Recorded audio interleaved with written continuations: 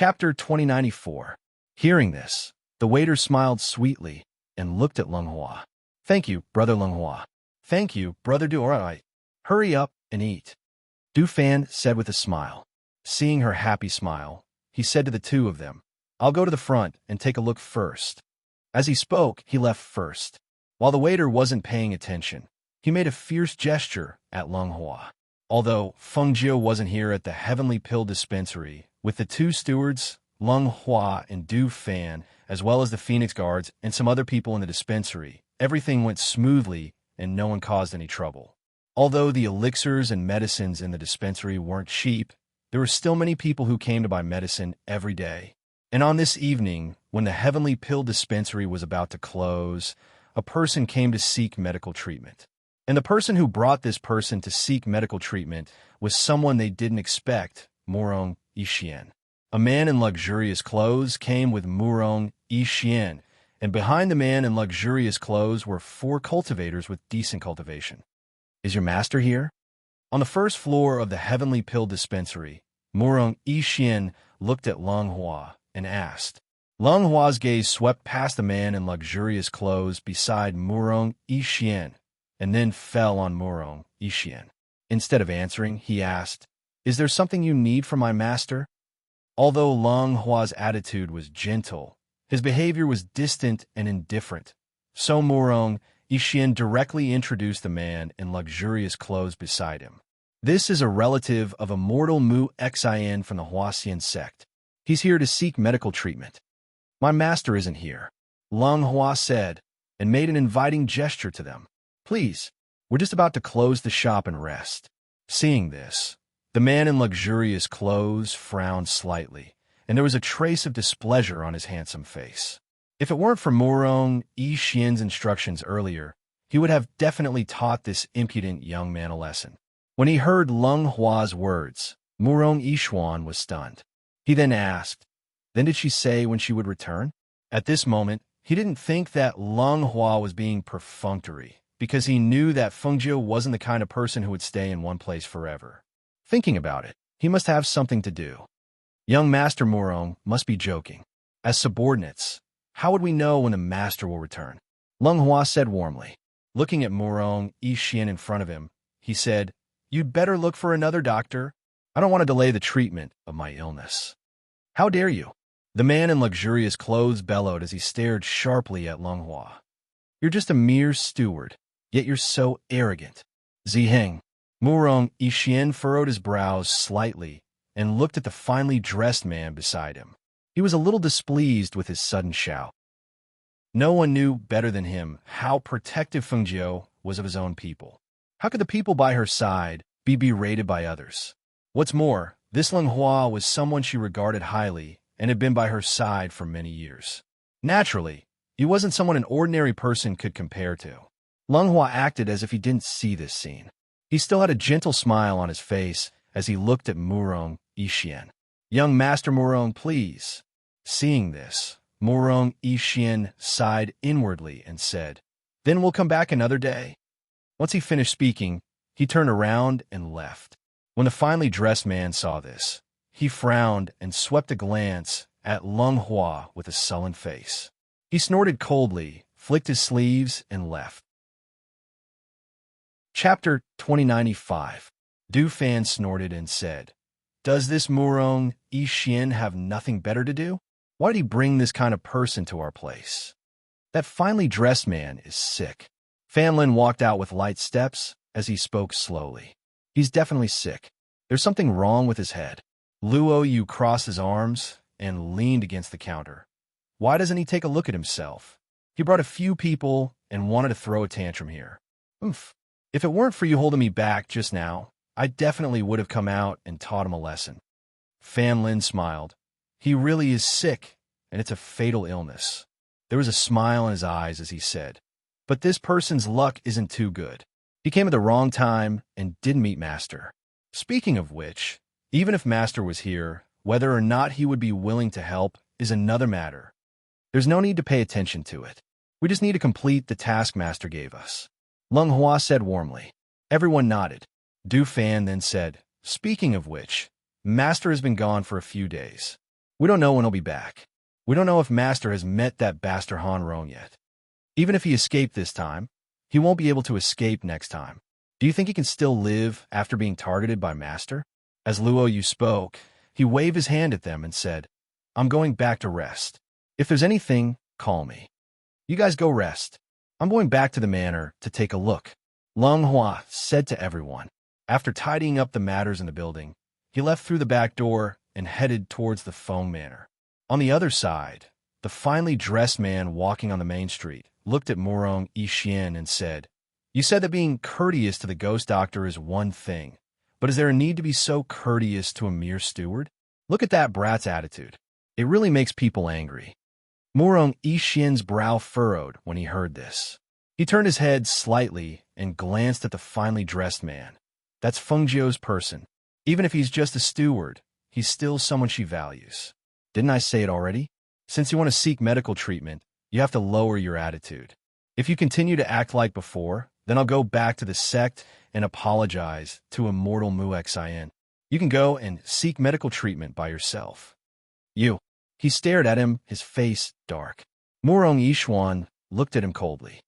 I've already said that even if I brought you here, I might not be able to get her to treat you. If it wasn't for Immortal Mu Xion's repeated requests, I wouldn't have done such a thankless task. The luxuriously dressed man was furious, but he didn't express it. He forcefully suppressed it. All right, I understand. In his heart, he was thinking. He really didn't believe that he couldn't get the ghost doctor to treat him. At noon the next day, the man in luxurious clothes brought the 4 cultivators behind him to the Heavenly Pill building again. However, he did not come with Morong Yishuan today. After entering the Heavenly Pill building, he began to look around from the first floor. When he saw that the pills, which were rare even in their clan, were being sold at a high price on the first floor, he couldn't help but be slightly surprised. He never thought that this Heavenly Pill building would really be like what the outside said. The pills that were not available in other places were all available here. It was said that the pills on the second floor were even more precious and of higher quality. Thinking of this, he couldn't help but be moved. After looking around the first floor, he wanted to go up to the second floor to take a look. However, he didn't know that going up to the second floor required registration. Moreover, the people following him couldn't follow him up. Chapter 2096. Du Fan glanced at her and said, There won't be any accidents in our building. You can't bring any attendants when you go upstairs. This is the rule. He pointed at the words hanging on the wall with the building's rules. What if I insist? The finely dressed man asked in disbelief. You can choose to leave. Otherwise, we can send you out of the Heavenly Pill building. Du Fan gently fanned himself with a folding fan in his hand. He looked at the finely dressed man in front of him and said with a smile, If you have the guts, you can try. He wouldn't be as gentle as Lung Hua. If this person dared to behave atrociously here, he wouldn't care if he was a relative of the Immortal Mu Xian. If he angered him, he wouldn't give him a good time. The finely dressed man's face turned ugly when he heard this. He still wanted to seek medical treatment here. If he really fought, he didn't want to see the doctor anymore. He suppressed his anger and turned to leave with a flick of his sleeve. Seeing him turn and leave, Du Fan sneered. He still sat there leisurely. In the next 2 days, that person didn't come again. Morong Yixian didn't come either. It seemed to be leisurely and calm. Seeing that there was nothing to do, Du Fan came to Lung Hua's side and asked, Xiao, her husband been home for 2 or 3 days, right? Didn't you go to see how she's been these 2 days? Hearing this, Lung Hua was slightly surprised. You want to see her? What do you mean I want to see her? I'm not going. You should be the one to go. The little girl fell ill because of you. She's been home for a few days. It's more reasonable for you to visit her. Du Fan said with a smile, holding the folding fan in his hand. Lung Hua couldn't help but smile. So it wasn't those people who hurt her. Du Fan coughed lightly and said, Aren't we free now? Anyway, there's nothing to do. I'll watch over here. She's also here to help. Since the master isn't here, it's better for you to go and see her. It's not convenient for me to go. Lung Hua shook his head and said with a smile, Xiao is a girl. How can I visit her? It's not good for her. Patriarch Yang can be considered familiar with us. Last time, You helped him out by selling him a pill. He has always remembered this favor of yours. I think it's good that you're there. Maybe he's having a good time. Du Fan joked. Hearing this, Lung Hua paused and thought for a moment, then said, If you really want to visit her, why don't you let my sister go? After all, both of them are women, so no one will gossip about them. Poochie. Ha! Du Fan couldn't help but laugh. The corners of his mouth couldn't help but overflow. He gently waved the fan in his hand and cast a sidelong glance at Du Fan. Let your sister go? What's your sister's name? Lung Shuang. Cold as ice. Let your sister visit the patient expressionlessly? Don't you think it's easy for others to misunderstand? My sister is a very nice person. Hearing him say that his sister was too cold, he couldn't help but refute. Yes, she's very nice. We all know that your sister is cold on the outside, but warm on the inside, but others don't know. Besides, your sister doesn't treat people as gently as you do. With her cold and taciturn personality, what do you think she would do if she went to the Yang family? He asked with a teasing smile on his face. Chapter 2097. Oh, Lung Hua is going to visit the second young lady? Fan Lin walked out of nowhere and looked at him with a smile. I didn't say I was going. He shook his head helplessly and smiled. These people really had nothing to do and were just making fun of him. I'm not busy these 2 days. Since you have nothing to do, you can make a trip to the Yang family to see little second Mississippi. All right, I've also made some pills for her. You can send them to her while you're at it. Let her take them once a day for 3 days.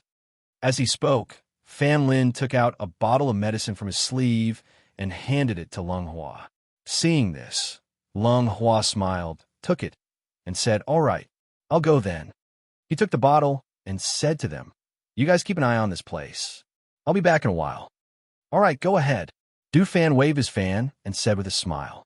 He watched Lung Hua leave and then said with a smile, Actually, I think the second young lady is quite good. She's not bad. Fan Lin nodded. Luo Yu walked out and glanced at the two of them. Don't worry about it. Lung Hua is younger than the two of you. I don't see you guys in a hurry to get married. No hurry. No hurry. Du Fan and Fan Lin said at the same time. Then, they looked at each other and smiled. They turned around and went about their own business. Not in a hurry. He snorted softly and touched his face. He muttered softly, You guys aren't in a hurry, but I'm in a hurry. Want any girls like me? After leaving the Heavenly Pill building, Lung Hua walked on the street and headed in the direction of the Yang family. He walked at a leisurely pace and looked at the bustling streets from time to time. When he passed by a pastry shop, he remembered that girls usually liked to eat pastries. So, he went into the pastry shop and bought a few boxes of pastries as a gift for visiting people. A man in luxurious clothes in a restaurant inadvertently glanced around and caught a glimpse of a figure on the street. His eyes flashed slightly. Was it the steward of the Heavenly Pill building? She looked behind him and saw that he was alone without anyone accompanying him. She couldn't help but reveal a smile that wasn't a smile. After walking for a while, Lung Hua knew that someone was following him even though he didn't look back. His pace was neither fast nor slow. He walked at the same pace as before and didn't deliberately speed up. When he came to a turn, he stopped and turned around. Who's there? Come out. Seeing that the youth had discovered them, the man in luxurious clothes was slightly surprised. He walked out and looked at the youth. He asked in confusion, Aren't you an ordinary person who can't cultivate? How did he discover that we were following him? Lung Hua looked at the man in luxurious clothes, his face still as gentle as before. Why are you following me? I would like to invite Steward Lung to have a cup of tea. I wonder if you would do me the honor? The man in luxurious clothes said casually as he stared at the gentle youth. 2. What kind of ability did this youth, who didn't have any spiritual aura, have? Hearing the man in luxurious clothes' words, Lung Hua smiled warmly and said, You're following me today. I'm sure young Master Morong doesn't know. He doesn't know, but so what? The man raised his eyebrows and looked at him. Chapter 2098. Is that so? The man in luxurious clothes said disapprovingly. He looked at Lung Hua and said, Manager Lung might not know who I am.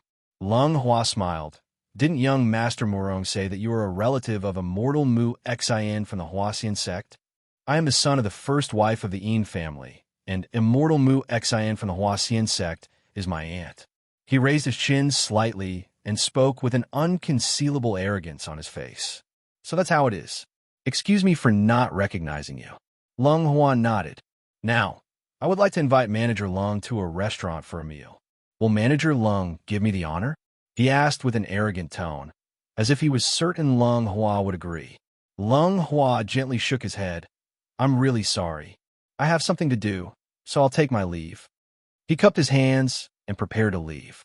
Unexpectedly, under the signal of the man in luxurious clothes, a cultivator appeared in front of him and blocked his path. Seeing this, he stopped in surprise and looked at the man in luxurious clothes. What are you doing? Naturally, I'm inviting Manager Lung for a drink. The man in luxurious clothes gestured, and the cultivator rushed forward and reached out to grab Lung Hua's shoulder. Seeing this scene, Lung Hua's expression didn't change. He only took a deep look at the man in luxurious clothes and dodged to the side. When he dodged the man's attack, he raised his hand to grab the man's hand and twisted it behind his back. Crack! This! The sound of bones breaking echoed in the alley, followed by a gasp of pain. Not only was the cultivator whose hand was twisted by Lung Hua in disbelief, but even the man in luxurious clothes and the three people behind him were stunned and shocked. He clearly didn't have any spirit power fluctuations. So how? A thought flashed through the man's mind, and he exclaimed, You've learned a cultivation method to hide your aura? That's why you've hidden your aura and cultivation? What kind of cultivation method could hide one's strength and cultivation so perfectly?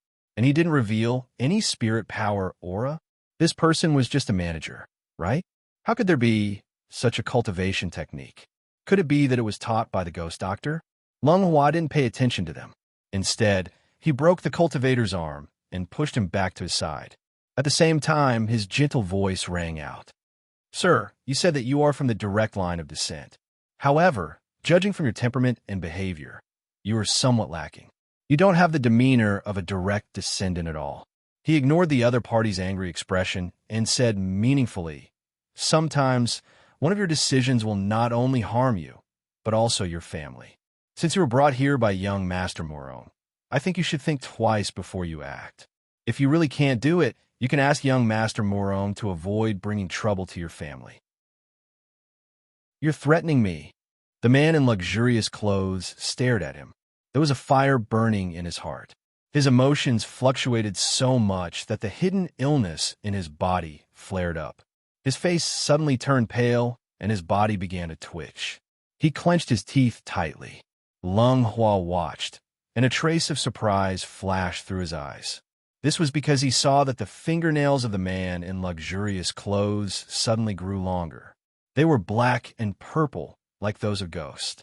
Not only that, but his face also seemed to have changed. Chapter 2099. Not good. Master's illness has acted up. Quick, quick, chain. Those people's faces were filled with panic. Some of them took out black iron chains from their cosmos bags while others held him tightly and tied him up in a few moves. In the end, they even put a sack over him and carried him away. Lung Hua stood there in a daze and only regained his senses after a long while. Seeing that he had been forgotten, he shook his head and walked towards the Yang family. Those cultivators carried him back to the courtyard where they were staying. One of them quickly rushed towards the small courtyard where Murong Yixien was. Master Murong, Master Murong. It's not good. Master's illness has acted up. Murong Yixien, who was cultivating cross-legged in his room, opened his eyes and frowned when he heard the voice. Illness? He got off the bed and walked outside. He saw that one of the cultivators who had been following Yin Ziheng was about to rush into his room. So he asked, Where's your master? We sent him back to his room. However, Master's condition seems to be a little serious this time. That cultivator said, Bring me there to take a look. Murong Yixien said and walked outside. When he arrived outside the room in another small courtyard, he heard a roar that sounded like a ferocious beast and the cultivator's cries of surprise. He pushed open the door and walked in. When he saw the scene inside, he couldn't help but be stunned. He saw that Een Ziheng's muscles were bulging and the luxurious clothes on his body had already burst open, revealing his strange dark purple skin. Looking up, the color from his neck to his face was also dark purple. Two sharp fangs grew out of his mouth, and his eyes were grayish-white with only a little black in the middle. It looked very strange. He opened his mouth, and the roar from his mouth was like that of a wild beast. His strength seemed to have increased as well. Even with the black iron chains and the cultivators holding him down, he was still able to push them away. Seeing this scene, he came back to his senses and asked, "Didn't your master ask you to bring the suppressive medicine with you?" "Yes, we did, but young master has finished all of them. The rest are with second master." Second master said that he was going to the alchemist guild this morning and hasn't returned yet. The rest of the herbs are with him. A cultivator said anxiously, "Then press him down. Don't let him break free. Also, one of you go and find second master Een." As he instructed, he frowned as he watched this scene. Suddenly, he saw that the cultivator holding down Een Ziheng was only using one hand, while the other hand was hanging unnaturally. He asked, "Where did you guys go first? How did you get sick? How did you injure your hand?" The series of questions stunned the three cultivators, and they didn't know how to answer. Could it be that they listened to young master's words, went out without telling him, and even made a move against Manager Long of the Heavenly Pill Building, only to have their hands broken by Manager Long in the end? Seeing the three of them hesitate, Murong Yixian's expression sank, and he shouted, "Speak." "We went out with young master and saw Manager Long on the street. Young master told us to follow him. Young master wanted to invite Manager Long for a drink, but Manager Long didn't give us face, so young master told me to catch him. Unexpectedly, Manager Long didn't have any spiritual aura on him, but he was very agile and broke my hand in one move." Chapter 2100. Hearing this, Murong Yishuan's face was as cold as frost. His handsome face was cold as he pursed his lips and didn't say anything. He only looked at the man in luxurious clothes who had a relapse and said, "Since you won't listen to my advice, wait for your second master to come back, and have him bring him back." As soon as he finished speaking, he didn't pay any more attention to the person being pressed down and directly turned to leave. Not long after he left, a middle-aged man hurried over under the lead of a cultivator. His expression was ugly as he said, "Why didn't he say anything when he finished his medicine? Didn't I tell you to take good care of him? How could something like this happen?" The second master of the Een family quickly entered the room. When he saw the person who was being pressed down, he hurriedly took out a pill and stuffed it into his mouth. Not long after the pill entered his mouth, the person who was originally struggling and roaring gradually calmed down. He also collapsed and fainted. Seeing this, he coldly swept his gaze over the cultivators. "What's going on? Why did Hunger have a relapse in advance?" The cultivators were just letting out a sigh of relief when they heard the second master's question. They couldn't help but look at each other before reporting the matter to him. "Is it the steward of the Heavenly Pill Building?" Second Master Een frowned. "Didn't you tell me 2 days ago when you came back? We're here to seek medical treatment. Don't provoke the ghost doctor's people. The young master is insensible, but do the people by his side also have no sense of propriety? If we incur a grudge with the Heavenly Pill Building because of this, how will his illness be treated? Have you thought about it?" His face was full of anger as he glared at them. "Let's see how you'll deal with this after something like this happens. Please punish us, second master." They knelt on one knee. At this moment, they finally understood the severity of the matter. If the young master couldn't be treated, they were afraid that they wouldn't be able to escape the master's anger when they returned. Second Master Een took a deep breath and slowly exhaled, calming his furious mood before asking, "Where's young Master Murong?" Before Second Master arrived, this subordinate went to invite young Master Murong over. However, after young Master Murong knew that young master attacked that steward Lung, his expression was as cold as ice as he flung his sleeves and left. Say. That cultivator lowered his head and didn't dare to speak. "Say what?" Second Master Een frowned and asked. Tell Tell second master to bring young master back when he returns, the cultivator whispered. As expected, when second master Ian heard this, his expression changed slightly. He stepped forward and kicked that cultivator. You can't do anything right. He could not hide his anger as he turned around and walked out. The cultivator who had been kicked let out a muffled groan and did not dare to say anything. Second Master Ian came to Murong Ishien's small courtyard and saw him sitting in the courtyard drinking tea. His face was expressionless and distant. Seeing this, his eyes flashed and he walked forward. Master Murong, Second Master Ian. Murong Ishuan looked at him and nodded slightly. I just found out about what Ziheng did. I didn't expect him to ignore my warnings, even after I warned him again and again. Second Master Ian came to the table and sat down. He sighed softly. Now that the illness has flared up like this and the situation is getting more and more serious, I still haven't seen the ghost doctor. It really makes me worried. Murong Ishien held the teacup in his hand and gently turned it as he said, Second Master Ian, forgive me for being unable to do anything about Ziheng. I've already prepared to return to the sect in a few days. At that time, I'll ask for forgiveness from Muexine. Chapter 2101. When Second Master Ian heard his words, his face was filled with anxiety. He looked at Murong Yixin and said, Young Master Murong, I apologize to you on Heng Er's behalf. Please don't lower yourself to his level. Now that we haven't even seen the ghost doctor, how can you wash your hands of it? Murong Yixin shook his head. It's not that I want to bother with him, nor that I want to let it go. I've said before that the ghost doctor's personality is different from ordinary people. It's not easy to ask her to treat someone. Now, Ziheng even attacked her subordinates. This isn't something I can control, even if I want to. Speaking of this, he smiled bitterly. Moreover, Second Master Ian, you've overestimated my relationship with her. He originally came with the mentality of giving a try, but he didn't expect that Ian Ziheng would attack the Heavenly Pill Building's people behind his back. With his understanding of Fengjiu, it was unlikely that she would treat someone. Moreover, if he continued to meddle in this matter, he was afraid that even he would be blacklisted by Fengjiu. Is there no other way? He asked. Murong Yixin was about to shake his head, but he paused and glanced at Second Master Ian, saying, I thought of someone. Who? Second Master Ian asked. Nalen Mo-chun. He said slowly, his relationship with the ghost doctor isn't shallow. If Second Master Ian can ask him to speak up for Ziheng, the chances of getting the ghost doctor to act will be higher. He paused, then continued. However, the premise is that you must not provoke the Heavenly Pill Building's people.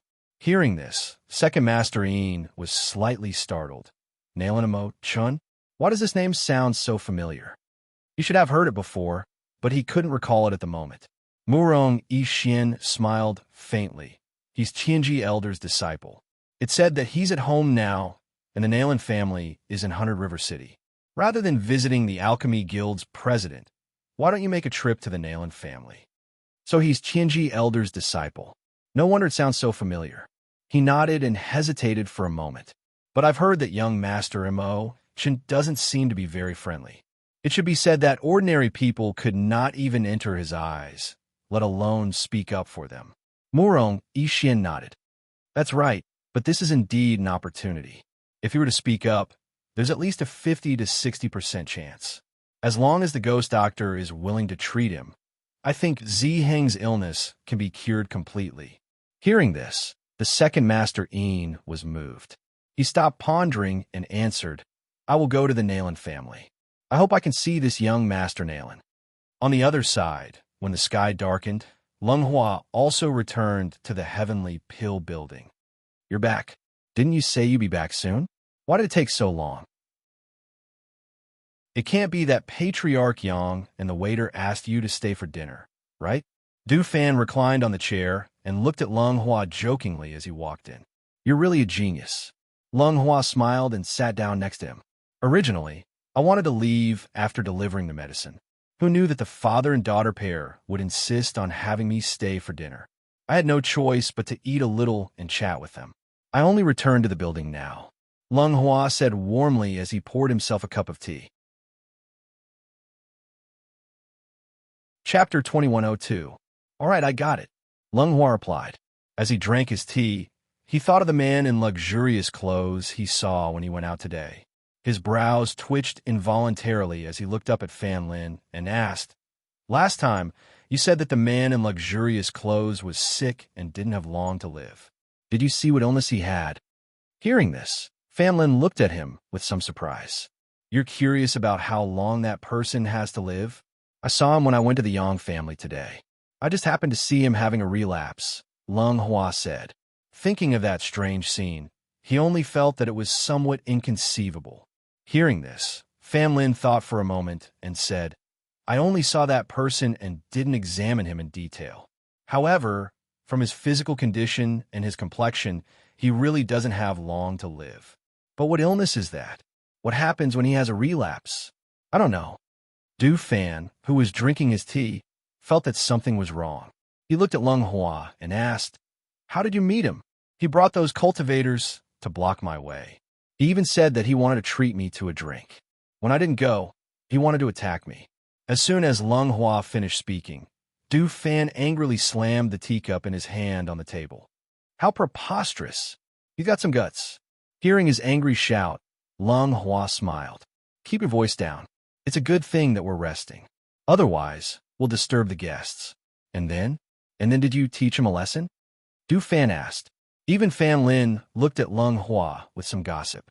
After all, Lung Hua usually treated people well and rarely got angry with others. "I broke the hand of one of the cultivators and said a few words to the man in luxurious clothes. In the end, his illness suddenly flared up. Moreover, the way it acted was a little strange," he said thoughtfully. Thinking of what he saw at that time, he was very puzzled. What kind of illness was that? How could it act like that when it flared up?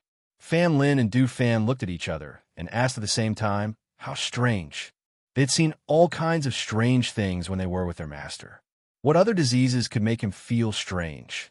His skin turned purplish black when his hair changed, and his fingernails suddenly grew longer like a ghost.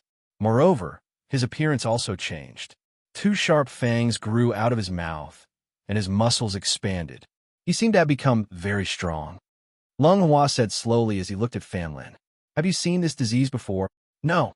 Fan Lin shook his head and pondered. "However, I seem to have heard of this situation before, but I'm not sure if it's really the case." "So you turn into a monster when you're sick?" No wonder he had to seek medical treatment. That kind of illness probably couldn't be cured by ordinary people. It's just that guy doesn't seem to be liked by everyone. Moreover, Master isn't here. I don't think it'll be easy for him to seek medical treatment," Du Fan said carelessly as he waved the fan in his hand, gently fanning himself. Fan Lin smiled and said, "That's hard to say. If it's an illness that Master hasn't seen before, she might treat it." He paused and smiled. "This has nothing to do with who that person is. It's just a doctor's curiosity about an illness that she hasn't seen before." Chapter 2103. I wonder what good things Master will bring back this time, he said expectantly. He felt that his master would definitely gain something from this trip, other than killing Hanro. Lung Hua and Fan Lin looked at each other and smiled. One of them walked to the backyard while the other said, "I'll go back to the residence to take a look." 2 days later, in a town, 3 people stood in front of the Zhuo residence. "We're here." Zhuo Junyue turned around and said to Feng Jiao. "Speaking of which, the old man hasn't been here for a while." Han Yuan stroked his beard and looked at Zhuo Junyue and Feng Jiao. He asked, "How do you want to introduce me? Just say that I'm here for your grandmother?" Feng Jiao glanced at the old man and said to Zhuo Junyue, "I'll follow the old man inside. You don't have to introduce me. Just find a chance for me to meet your grandmother." When the old man heard this, he smiled and squinted his eyes. "Follow this old man? Be my disciple, cough." Before he could say the word brother, he saw her glare and swallowed his words. The old man wanted to learn Taiji fist from her. He could not provoke her. Zhuo Junyue nodded. "I understand." He walked forward and knocked on the door. Soon, the door opened and an old man poked half his body out. "Eldest young master is back." The old man smiled and looked to the side. When he saw Han Yuan stroking his beard, he hurriedly bowed. Han Yuan, immortal lord. The old man responded and glanced at the old man. Eldest young master, Han Yuan, immortal lord, please come in. I'll invite the family head. The old man hurriedly invited them in. Only then did he notice that there was a young man in green following behind Han Yuan, immortal lord. Looking at the young man's plain clothes and lowered eyes, he guessed that he was one of Han Yuan, immortal lord's people. Don't disturb second uncle. He's coming with me to the West Court, Zhuo Junyue said. The old man was stunned. He watched them walk towards the West Courtyard after entering the mansion. He thought for a while and felt that since the Han Yuan, immortal lord, was here, even if he was going to the West residence, he should report to the family head and let him know. Therefore, after closing the door, the old man walked to the main court. Feng Jiao, who was following behind the old man, quietly looked around. She saw that in addition to some maids and manservants, there were 1 or 2 secret guards who were paying attention to the surrounding movements in the dark. Inside, whether it was the pavilions, terraces, or the small stone path, they were all very exquisite and the environment was very beautiful. However, after walking towards the small path leading to the West residence, it was a completely different scene. It could be said that there was not a single servant or guard on the small path. Even the shadow guards hidden in the shadows were gone. Until, after entering the gates of the West residence, it was as if the Zhuo residence and the West residence had become 2 different residences. The only difference was one was imposing and high class, while the other was quiet and elegant. Why? Since we're all in the Zhuo residence, why is the West Court separated? Before Zhuo Junyue could say anything, Han Yuanzi stroked his beard and looked back at Feng Jiao. That's right. I haven't told you about this yet. There's a reason for this. Chapter 2104. The second son of the Zhuo family is the head of the family and lives in the East Mansion. That's why there are more people there. You can say that the East Mansion is the center of the family. As for the West Mansion, it's their family. There aren't many people there, only his parents, sister-in-law, and a few servants. Han Yuanzi pointed at Zhuo Junyue and lowered his voice. You know the reason. It's like that. Feng Jiao pursed her lips when she heard this. She naturally understood after hearing what he said. Zhuo Junyue's second uncle lived in the East residence, which meant that he was the true descendant of the Zhuo family. It was reasonable for him to inherit the Zhuo family head position, so it was natural for him to live in the East residence. However, the West residence was a little too quiet. As she walked around, she felt that even though the West residence and the East residence were part of the Zhuo residence, the West residence seemed to have been separated and abandoned. If the mansion was like this, how depressing would it be for them to live here? Did they feel like they were living under someone else's roof? She thought that if her master knew that his descendants were living like this, he would definitely be very reluctant to let them go. Her heart was heavy as she looked at Zhuo Junyue, who was walking slowly in front of her. She finally understood why he was so quiet. After walking for a while, Zhuo Junyue brought them to the living room of the West Mansion. Take a seat. I'll go see my parents. Go. The old man waved his hand and found a place to sit. He took out his wine gourd and drank. He didn't forget to tell Feng Jiao, take a seat. Don't be shy. The people from the East Mansion rarely come here. Feng Jiao also found a place to sit. Looking at the simple living room, she couldn't help but ask, why don't they live elsewhere? With Zhuo Junyue's strength, he's qualified to establish a mansion. It's his grandmother. She didn't allow them to live elsewhere. Besides, other than Junyue, his father isn't very talented. Junyue's younger brother is not bad, but it's useless without a good teacher. The old man took a sip of wine and shook his head. Feng Jiao frowned.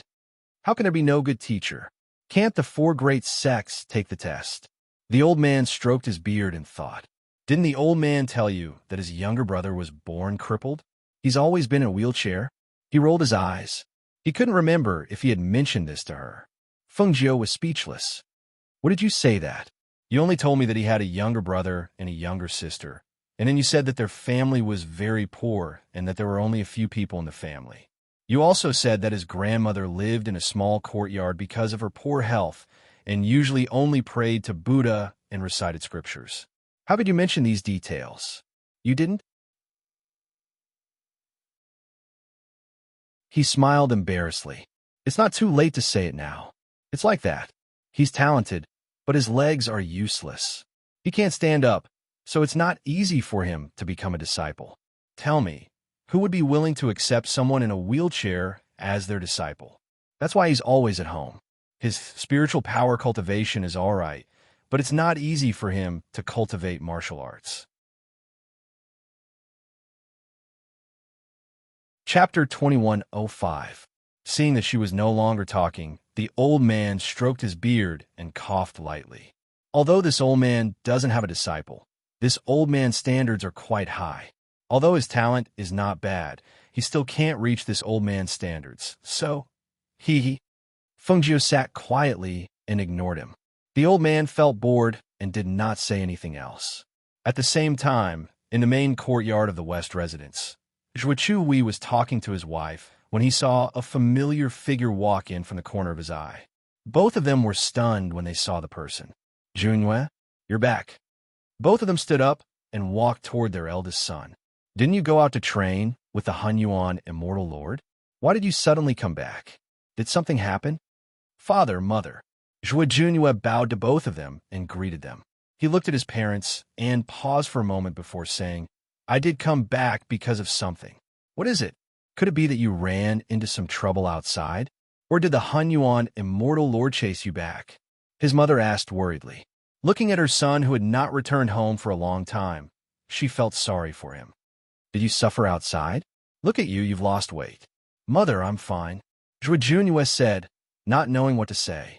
Seeing this, his father asked, Then what's the reason? Why did you come back? Looking at the worried faces of his parents, he took a deep breath and said in a steady voice, Dad, Mom, I have news of grandfather. Hearing this, both of them were stunned. Well, what? Grandfather, I have news of grandfather, my biological grandfather, he said slowly. Looking at his stunned father, he said, When I went to the volcano forest with the Hunyuan Immortal Lord, I met grandfather's disciple and learned about grandfather from her. So this time, he spoke slowly and briefly explained the matter. Looking at his father, who was still in a daze for a long time, he said, She said that grandfather's wish is to know how his descendants are doing, so she came to see you on behalf of grandfather. He paused for a moment and said, Moreover, grandmother asked me to let her know if I had any news. This time, I came back because I wanted her to meet grandmother. Zhuochu Wei listened in a daze, unable to describe the feelings in his heart. Finally, there was news of his father. Father? To him, it was so familiar, yet so strange. His blood flowed in his body. It was the inheritance of his bloodline. However, he had never seen his father. He did not know anything about his father. He only knew that every time his mother thought of his father, she would cry silently. Now, there was finally news of his father, saying that his father's disciple had come to visit them on behalf of his father. Hearing this, he couldn't help but laugh. Ha, there's actually news of him. His laughter was so sorrowful, so sorrowful. Although he was smiling, his expression was uglier than if he were crying. Master, since that's the case, let's go and meet them. Zhuo Junyue's mother said softly as she patted Zhuo Chuhui's hand to comfort him. Chapter 2106. Up ahead. He nodded. He also knows a little about this. Zhuo Chui said, Let's go take a look. He said to his wife, You stay here. There's no need to go. All right, then you and your father should hurry over. Don't let them wait too long. I'll get the kitchen to prepare the food. Madame Zhuo signaled for them to hurry. Thus, the father and son went forward. When they arrived at the front and entered the hall, Zhuo Chui saw Han Yuanzi sitting in the middle of the hall leisurely drinking wine. Therefore, he shifted his gaze to the young man beside him. When he saw the young man, he was a little surprised. That young man was dressed in green, sitting there quietly with a pensive look on his face. No one knew what he was thinking about. When he saw them come in, he raised his eyes to look at them. A trace of surprise flashed across his eyes, and his clear eyes quietly sized them up. This was his father's disciple? How could he be so young? He was a little surprised. He originally thought that his father's disciple would be around his age, but he didn't expect him to be such a young man. Such a young man really surprised him. Immortal sir, he bowed to Han Yuan Zi and said with a smile, I didn't expect to see you again so soon. Yes, this old man also didn't expect to come to your house so soon. Han Yuanzi squinted his eyes and looked at him with a smile. He took a sip of wine, glanced at Feng Jiu, and said to Zhuo Chuyi, but she's the one who's looking for you today, not this old man. Just treat this old man as invisible. Hearing this, the smile on Zhuo Chuyi's face froze. He thought to himself, this immortal sir is still so direct. Feng Jiu, this is my father, Zhuo Chuyi. Zhuo Junyue introduced his father to Feng Jiu. Master Zhuo. Feng Jiu bowed and greeted. Young Master Feng, please take a seat. Zhuo Chuyi gestured and sat down. Master Zhuo, I'd like to see the old madam. Please accompany me, she said directly. Upon hearing this, Zhuo Chuyi paused for a moment before he looked at Feng Jiu and said, Young Master Feng, my son has already told me what happened. However, I still have a few questions for you. Excuse me, she said.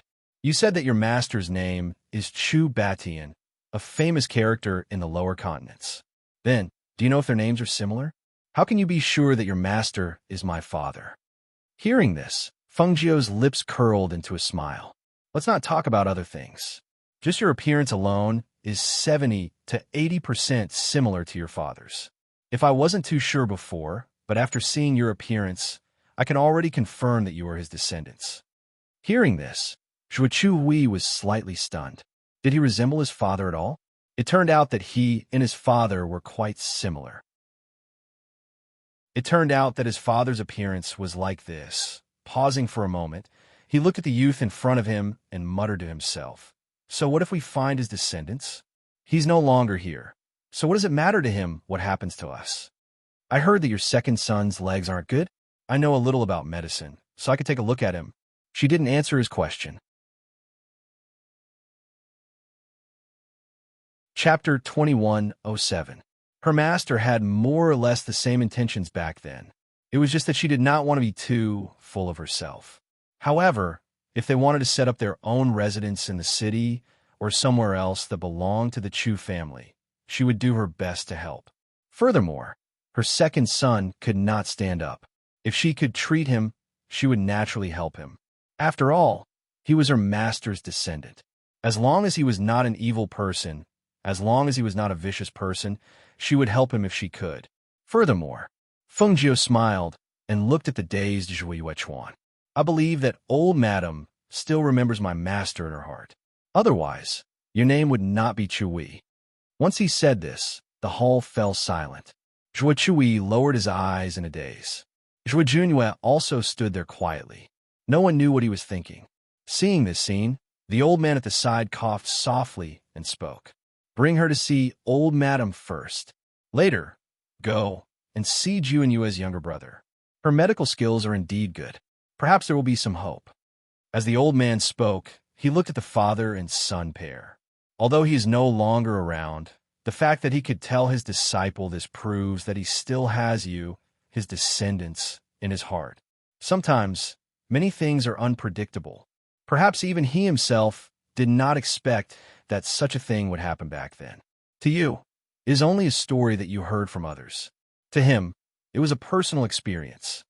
Anyone who had encountered the tragedy of having their entire family wiped out would not feel good.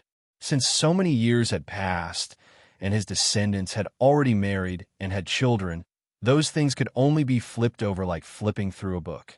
There was no longer any discussion about who was right and who was wrong. After a long silence, Zhuo Chuyi said to Feng Jiu, "Come with me. I will bring you to see my mother." Father, if we bring her over like this, second uncle will definitely find it strange. Perhaps even grandfather will know about this. The grandfather he was referring to was naturally the Zhuo family's old master.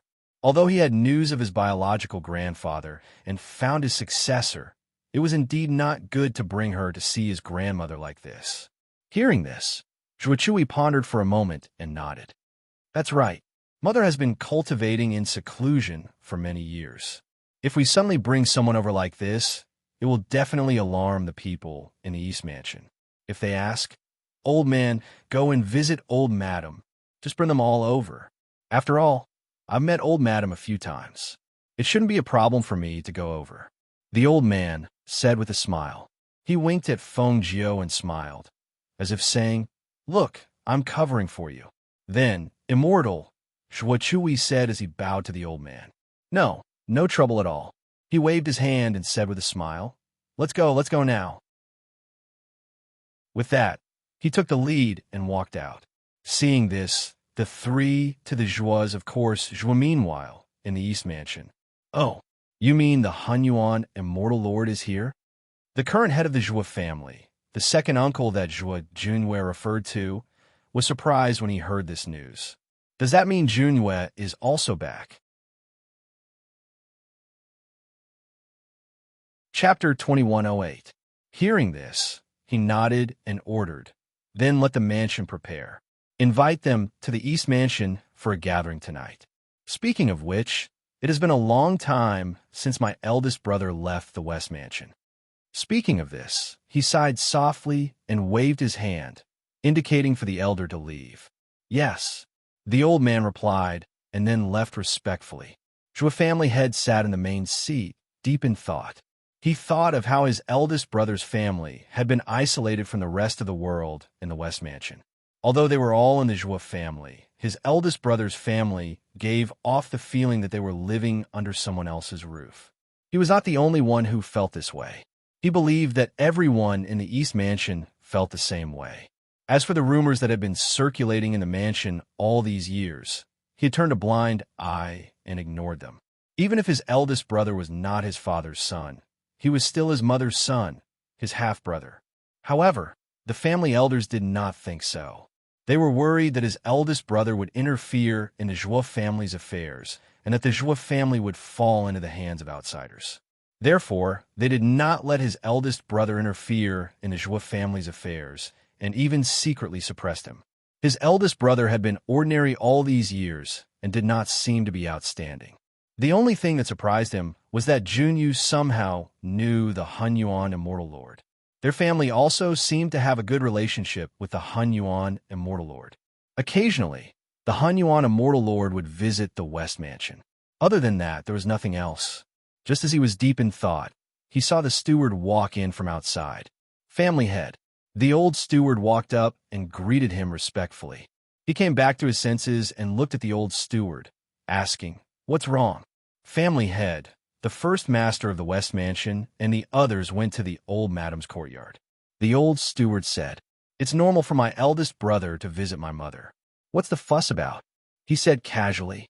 However, he paused and looked at the old steward, asking, "Who else went besides the first master?" The first master and first master, the Hunyuan Immortal Lord and a youth in green. Hearing this, he was slightly startled.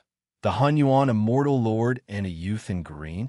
Didn't they say that the youth in green only came with the Immortal Lord? Why did they go to the old madam's courtyard? He felt a little strange in his heart, but he couldn't tell what was wrong. On the other side, in the old madam's courtyard, "Wait a moment. I'll go in and talk to Mother," Zhuo said to Primordial Chaos and Feng Jiao before walking in. The old man casually sat down by the stone table in the courtyard, while Feng Jiao stood and quietly observed the layout of the courtyard. After about the time it took for an incense stick to burn, Zhuo walked out from inside. "Young Master Feng, come in. My mother wants to see you." He looked at Feng Jiao and said. Seeing this, Feng Jiao walked in while Hunyuan and Zhuo Junwei remained outside. After they went in, the old man took a sip of wine and looked at Zhuo Junwei beside him. "You didn't tell your father that the girl is a girl?" Zhuo Junwei paused for a moment and said, "I only said that he's my grandfather's disciple." Chapter 2109.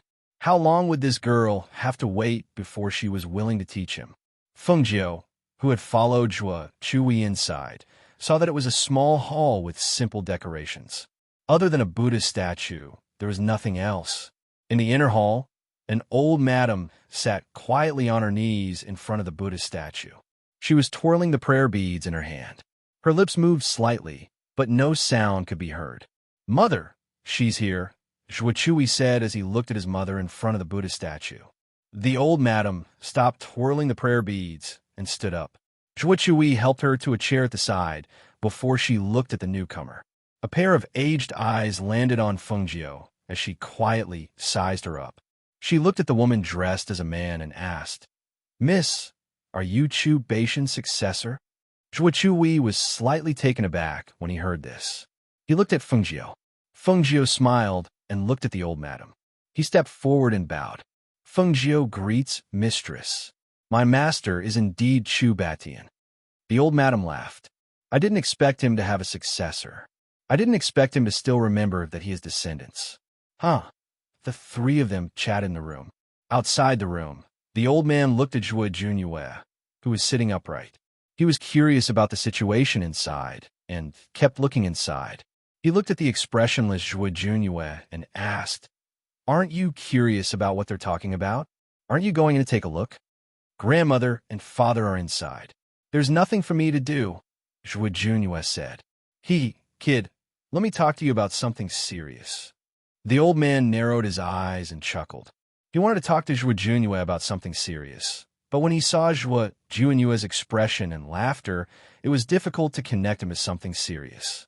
When he saw Zhuo Junyue looking at him without saying anything, the old man coughed lightly and said, "It's like this. I think this Feng Jiu is quite capable. Take a look. When we were in the volcano forest, the blood demon actually knew her name as the ghost doctor. You can imagine that she's quite famous. Another thing is that her strength and ability are beyond everyone's expectations, especially her medical skills, which are top-notch. It is extremely beneficial to have a relationship with such a person. Others want to have a relationship with her, but they can't. But you're different. You are the descendants of her master, and she has to call your grandmother master's wife. With this relationship, you have to hug this thigh well, lest you regret it when the time comes." At this point, the old man paused and looked inside. He lowered his voice and said, "So, if she says she wants to help you, you don't have to be polite with her. It's such a good resource, it's a waste not to take it." Upon hearing the old man's words, Junyue glanced at him speechlessly without saying a word. Inside the room, the three of them were chatting. The old madam glanced at Feng Jiu, her aged voice pausing between each word as she said, "All these years, I didn't allow Chu Hui to set up his own residence because I felt that I owed the Zhuo family. If I hadn't met my later husband and been saved by him, not only me, but even Chu Hui wouldn't have survived. All these years, it was the Zhuo family who has always protected us. The Zhuo family has done us a favor. So even if Chu Hui isn't recognized by the Zhuo family elders, I still won't allow him to abandon the Zhuo family." Chapter 21:10. Feng Jiu looked deeply at her and nodded. "I understand. However, if you need my help in the future, you can find me at the Heavenly Pill Dispensary in Hunter River City."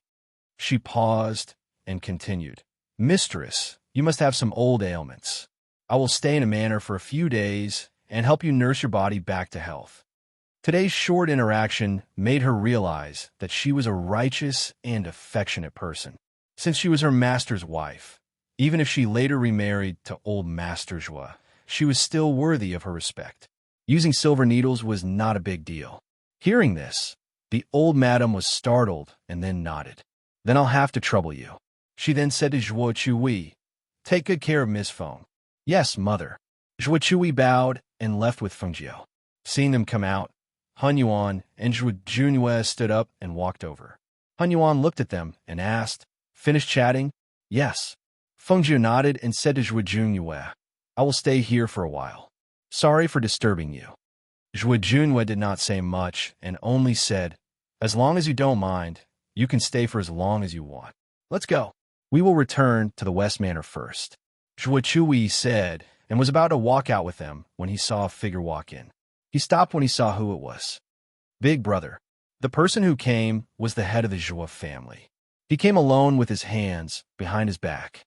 When he saw the people in the courtyard, he first greeted Chu Zhuohe before looking at Han Yuanzi with a smile. Immortal monarch, how have you been? Second uncle. Zhuo Junhua bowed and called out. Seeing him nod and smile, Zhuo Junhua stood quietly. Second brother, are you here to see mother? Zhuo Chui asked with a relaxed expression. Yes and no. He smiled and said, I heard from the gatekeeper that Junyu is back, and so is the immortal monarch. I also heard that all of you came to mother's place, so I wanted to come and take a look. I've already asked the kitchen to prepare.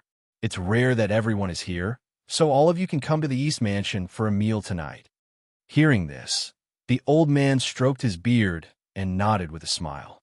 That's fine too. This old man has never refused anything that comes his way. But let me say this first. You can have nothing else, but this wine must be prepared. Haha, of course, immortal monarch can rest assured. He smiled and looked at his brother, who didn't respond, and asked, Big brother, do you want to come over for dinner tonight? Let's call all three of them. It's just a family gathering to have a good chat. Seeing this, Zhuo Chui said, All right, then I'll go back and tell your sister-in-law that we'll come over in the evening. All right, I'll go see mother and tell her that she hasn't come out for a long time. Since the immortal monarch is here today, I'll ask her and father to come out together. Then we'll go back first. Zhuo Chui said, and then left with Han Yuan and the others. Seeing them leave, the head of the Zhuo family walked inside to see his mother first. Chapter 2111. Zhuo Chui nodded. Yes, second brother is very good to our family and takes good care of us. Yes, it's just that the elders of the Zhuo family don't approve of you. Zhuo Zhenglin is quite considerate and capable. Otherwise, your Zhuo family wouldn't be so prosperous. The old man opened the gourd and took a sip of wine. He glanced at Zhuo Chui. Aren't we going to visit Brother Junhua? This is an opportunity in front of us. If we miss it, we might not have such a good opportunity next time.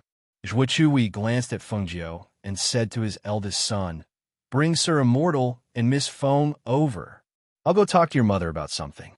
Okay, Zhuo Junhua nodded and glanced at Han Yuanzi and Feng Jiu, indicating for them to follow him. This blockhead, the old man muttered and shook his head. He followed him to another small courtyard. When they arrived at another courtyard, before they even got close, they could already hear voices coming from inside. Second brother, mother said that big brother is back and that unruly old grandpa is here too.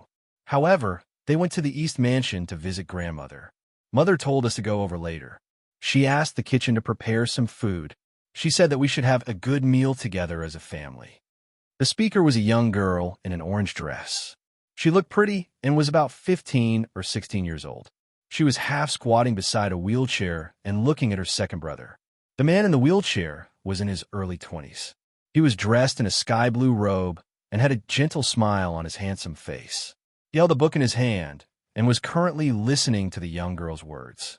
As if he had sensed someone's arrival, he suddenly turned his head and looked outside the courtyard. Big brother? Sir Immortal, you're here. His smile deepened when he saw familiar faces. He said to the young girl beside him, Push me over. Big brother, grandpa. Zhui Yuzhen smiled and greeted the two of them happily. She pushed her second brother forward. Zhuo Junhua's expression softened when he saw his sister-in-law. He looked at the two of them and said, I've been home for a while. I just came back from visiting my grandmother. As he spoke, he took out something from his space and handed it to the two of them. This is a gift for you. Thank you, big brother. The two of them spoke in unison. Zhui Yuzhen first opened the Qinquan bag handed over by her big brother. She took out a lot of beautiful and fun things from it, including 2 or 3 defensive magical weapons. Zhuo Junyang took out some magical treasures, as well as some books on cultivation and medicine. Delighted, he said, Big brother, I really like these gifts. Yes, I like it too. Zhui Yuzhen also smiled happily. It's good that you like her, he said, and introduced her to his sister-in-law. This is Feng Jiu. The two of them looked at the silent young man in green and secretly sized him up before greeting young Master Feng. Feng Jiu nodded and stepped forward. He said to the man, Give me your hand. Hearing this, Zhuo Junyang was slightly surprised. He looked at the young man in front of him. At this moment, his elder brother said, "Her medical skills are very good. Let her take a look at you." Chapter 21:12. He lowered his gaze to hide the strange look in his eyes. Because he was unable to move his legs, he also liked to study medicine. The young man in front of him looked even younger than him, but when he checked his pulse, he could feel that there was something unusual about him. He could only feel that as the youth's slender and fair fingers touched his pulse, a wave of spiritual energy flowed through his veins and throughout his body. However, that wave of spiritual energy was retracted in an instant. "I have to take a look at your legs." She looked at the man in the wheelchair and said. Zhuo Junyang couldn't help but be taken aback. He instinctively looked at his elder brother. When he saw his elder brother nod, he put away the book and chinquin bag in his other hand. Then he bent down and rolled up his pants to his knees. Feng Jiao squatted in front of him and was surprised to see that his legs had not shrunk. They were just pale, as if there was no blood in them. She reached out and felt that the veins in his legs were almost non-existent. "How is it? Can be treated?" The old man could not help but ask. "It can be treated, but it's a little troublesome." As she spoke, she stood up and looked at Zhuo Junyue. "Although the veins in your brother's legs are not broken, it's almost as if they were broken. It's an extremely rare case of tendinitis. For those who suffer from this condition, the veins in their entire body are almost non-existent. It's the first time I've seen partial tendinitis like this. However, compared to the whole body, your luck can be considered good." Zhuo Junyang was stunned. He did not know how to react. It was the first time in so many years that someone said that he was lucky. It sounded quite refreshing. Moreover, could his legs be treated? To be honest, perhaps it was because he had seen too many doctors and had been disappointed time and time again. At this moment, these hopeful words no longer stirred up any hope in his ears. Suddenly, he heard his elder brother's determined voice. He could not help but look up. If she says it can be treated, it can definitely be treated. Zhuo Junyue looked at his younger brother and said again, "Her medical skills are very good." Zhuo Junyang was slightly taken aback. When he heard these words, he could not help but turn his gaze towards the youth in green. He saw that the youth in green was looking at his elder brother with his eyebrows slightly raised. His expression was one of surprise, as if he had not expected his elder brother to say such a thing. "Well, that's right. Since she said she can cure it, then she can definitely cure it. I don't know about other old men, but since she dares to say this, then she must have a way." Hun Yuanzi stroked his beard and glanced at Feng Jiao. "What do you mean by trouble? Do you lack medicine?" Seeing that both of them were so sure of her medical skills, Feng Jiao couldn't help but smile and look at the old man. Yes, to treat his leg, there are a few medicines that are more important and more difficult to find. "What medicine? I'll go look for him," Zhuo Junyue said. Feng Jiao glanced at him and slowly said, 500-year-old 9-section sky lantern grass, 1,000-leaf scale flower, and blood deer tendon. Zhuo Junyue frowned when he heard that he had never heard of it before.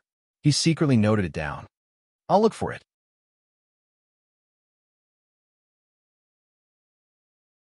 Chapter 21:13. That's right. That's why I said it's hard to find the medicine. Feng Jiao smiled and looked at Zhuo Junyue. "Are you sure you can find it?" Zhuo Junyue met her smiling eyes and said in a low voice, "Even if I can't find it, I still have to find it. I won't let go of even the slightest chance." As long as his brother could stand again, he would try anything. Zhuo Junyang's heart warmed at his brother's words. He looked at his taciturn brother and smiled gently. "Big brother, it's all right. I'm used to it. Don't worry, I'll find all the medicine you need." He reached out and patted his brother's shoulder. "Don't worry." Zhuo Junyang did not say anything else and only smiled. He knew that since his brother had said so, he would definitely do it. However, could he really stand again? His gaze fell on his legs. He had read so many medical books, but he still did not know what was wrong with his legs. However, this young man, named Feng Jiao, only took a glance and checked his pulse to know his symptoms. To be honest, he was quite surprised. Could it be that this young man's medical skills were really that good? Seeing this, Zhuiyuzhen said happily. That's great. Second brother's legs can be treated. Father and mother will be very happy to hear this news.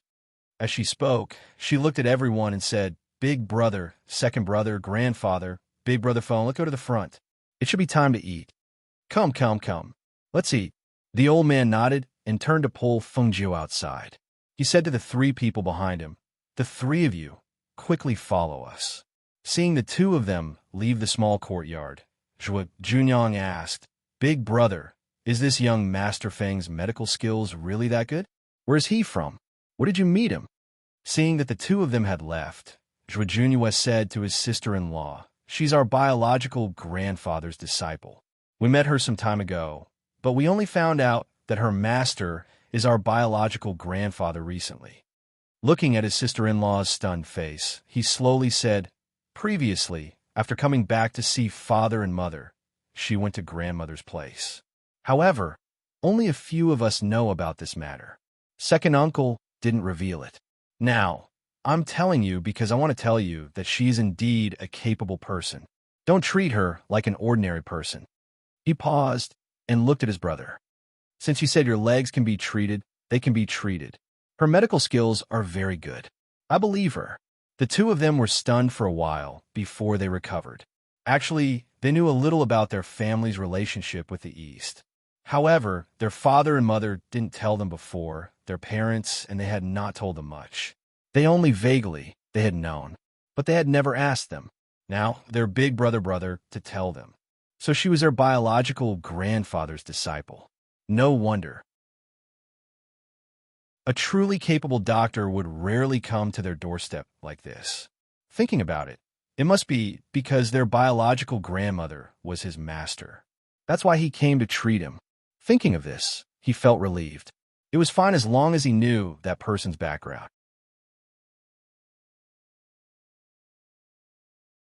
Chapter 21:14. It's a long story. I'll tell you about it when I have time. Let's go. Don't let father and mother wait for too long. Zhuo Junyue said as he pushed the wheelchair outside. Zhuiyuzhen didn't say anything else. Zhuo Junyang changed the topic and asked about his big brother's encounter this time. In the front yard of the West residence, there was a round table with 8 delicious dishes on it. There were also 2 jugs of fine wine. The atmosphere was relaxed and cheerful.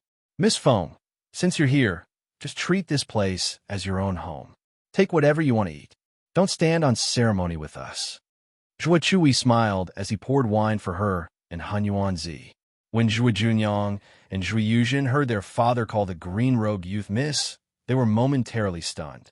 Zhuo Junyang shifted his gaze to the green-robed youth sitting next to Han Yuanzi.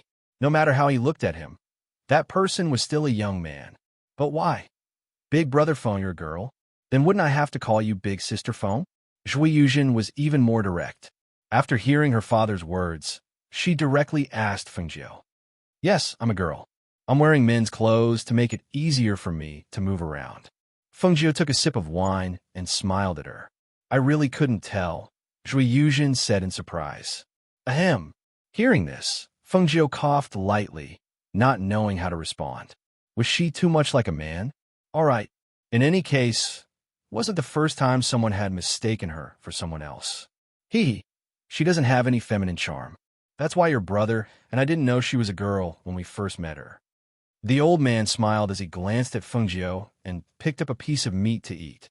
Father Zhuo and Mother Zhuo looked at each other and smiled, urging them to eat more.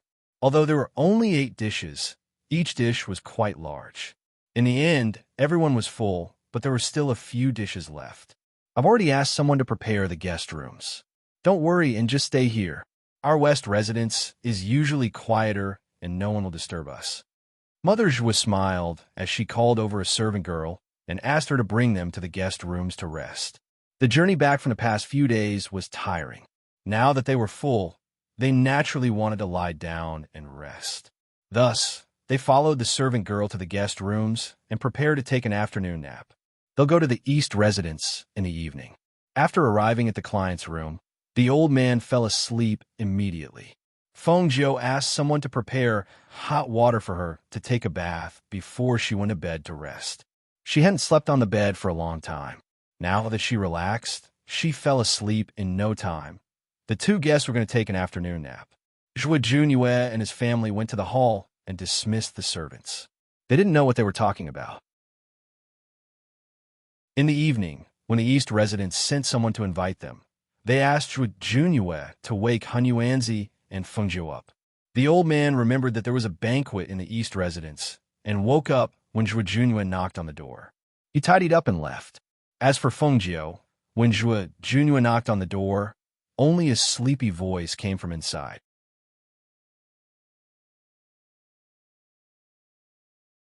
Chapter 21:15.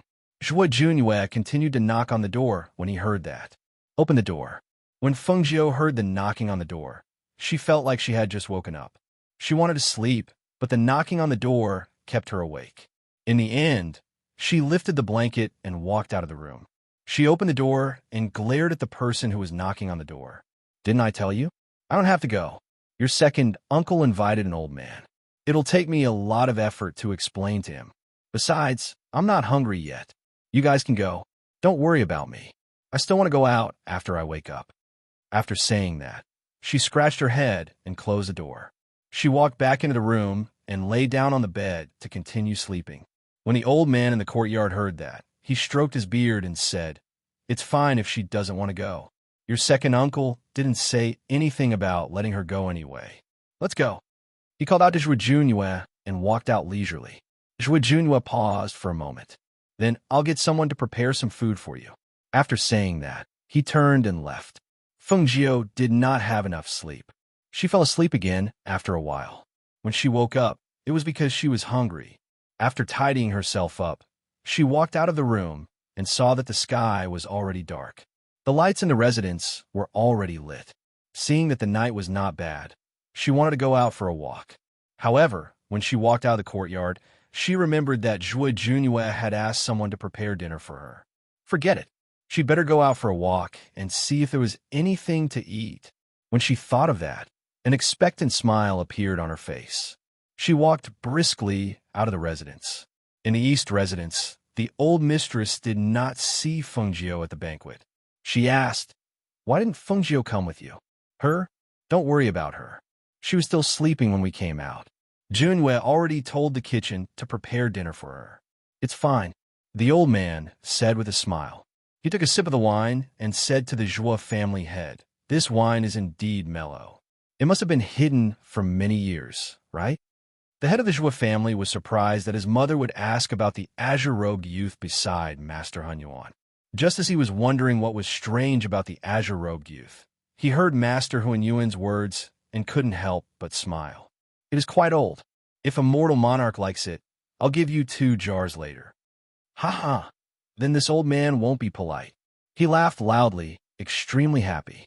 On the other side, Feng Jiu wandered around after leaving the manor. She liked to eat the local delicacies, especially the small things from the street stalls. After walking around, she came to a small stall and sat down, eating a snack that even she couldn't name. "Have you heard? Recently, many of the black market's branches have been destroyed. Many industries have suffered heavy losses. The black market has been closed recently. I wonder if the problem has been solved?" Feng Jiu, who was sitting in a corner eating, raised her eyebrows slightly when she heard this. She looked back and saw 2 or 3 cultivators eating at another table while chatting. "The black market has been destroyed? Why haven't I heard about it?" The people who were chatting heard the azure-robed youth's question. They sized him up and laughed. "So what if you've heard? The people who dared to attack the black market must have a powerful background. Let me tell you, I also heard that the owner of the black market was seriously injured. His condition is very bad." Chapter 21:16. Look at what you're saying. If this wasn't the case, how could I say that? I heard that the injury was very serious. Think about it. If the owner of the black market wasn't in a good condition, how could the black market's power be suppressed so badly? That's right. The black market's power here is not to be underestimated.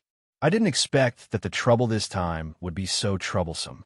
In my opinion, if the owner of the black market can't get through this crisis, the black market will be destroyed along with him. Hearing this, Feng thought for a moment and asked, then, have you heard of any power that made a move against the black market? Here, which power is strong enough to compete with the black market? From what I know, the owner of the black market's power is unfathomable. How could he be injured so easily? Could it be that there's some inside story? We don't know about that.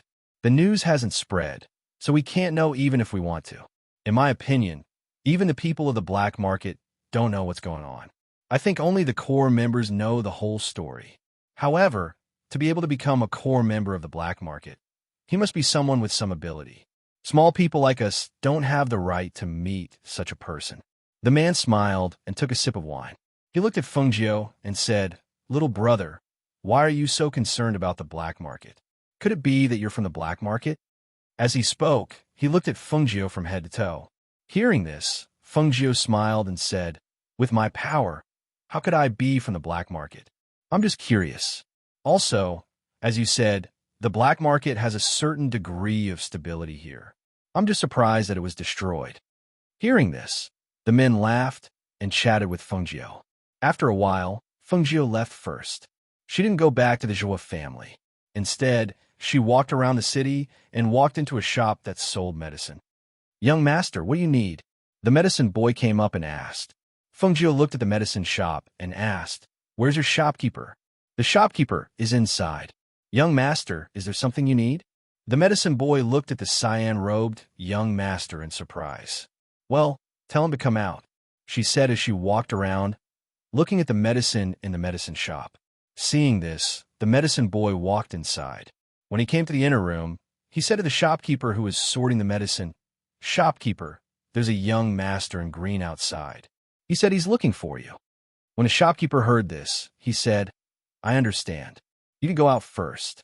I'll come out after I'm done here."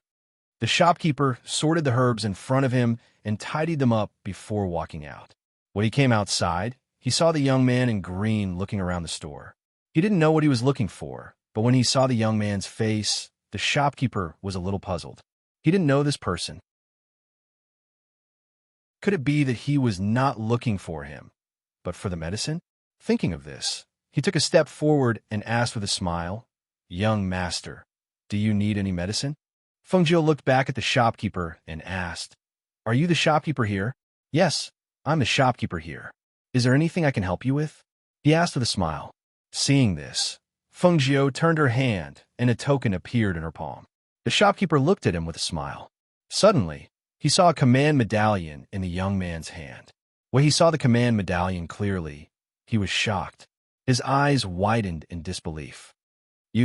Let's find a place to talk."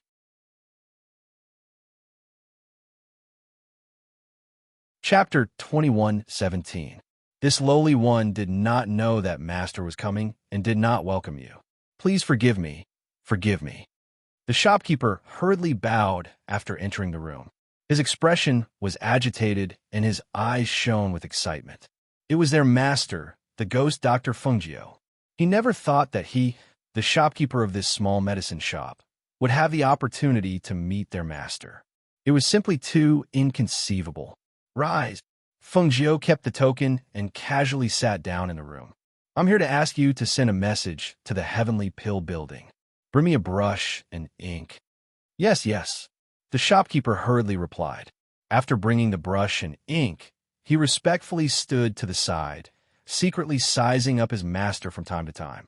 He knew that his master was in the 100 River City's Heavenly Pill house, but he didn't expect that his master would go out and come here.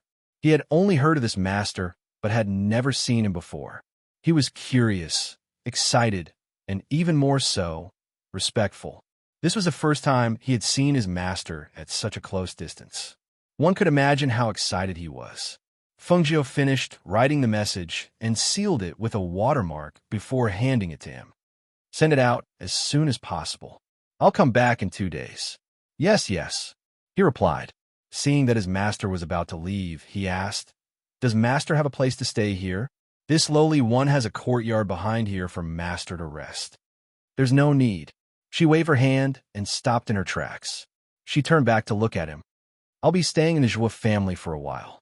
If there's anything urgent, you could go to the Zhou family's west residence to find Zhou Junwei." "Yes, This lowly one will remember." He respectfully replied as he sent her out. After seeing his master leave, the shopkeeper hurriedly sent someone to deliver the letter to the Heavenly Pill building in 100 River City. There's also a black market in the city, but Fengjiu did not go there. Now that she was staying in 100 River City, the people in the black market would definitely know. If the owner of the black market was in a serious condition, he would probably send the letter to the Heavenly Pill building. As for the Zhua family, her mistress had to be nursed back to health, and Zhua Junyang's legs had to be treated as well. She would probably have to stay here for a period of time. Furthermore, she was indebted to the owner of the black market. If something really happened, she would have to make a trip back. Because she had heard the news about the black market, she did not have the mood to shop anymore. She walked one round before returning to the Zhua residence. The moment she entered, she was welcomed by the old man. "Where did you go? I thought you had snuck away." Han Yuan let out a sigh of relief upon seeing her return. "I just went out for a walk." "What's wrong? What's the matter?" Feng Jiu said and sat down in the courtyard. "When do you plan to teach the old man Taiji Fist?" He sat down and asked. Feng Jiu glanced at him and said nothing. Seeing this, the old man glared at him. "You're not trying to go back on your word, are you? You can't go back on your words.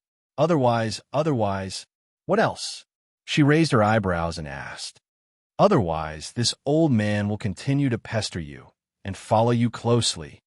Feng Jiu rolled her eyes and said, "Wait until I'm in a good mood." She got up and walked into the room. She said to Han Yuan, who was about to follow her, "I'm going to rest. Don't follow me." The old man choked and glared at her. "Didn't you say you were going to help Jun Yu's grandmother recuperate? Are you going to eat, drink, and sleep all day? Isn't this a pure waste of time?"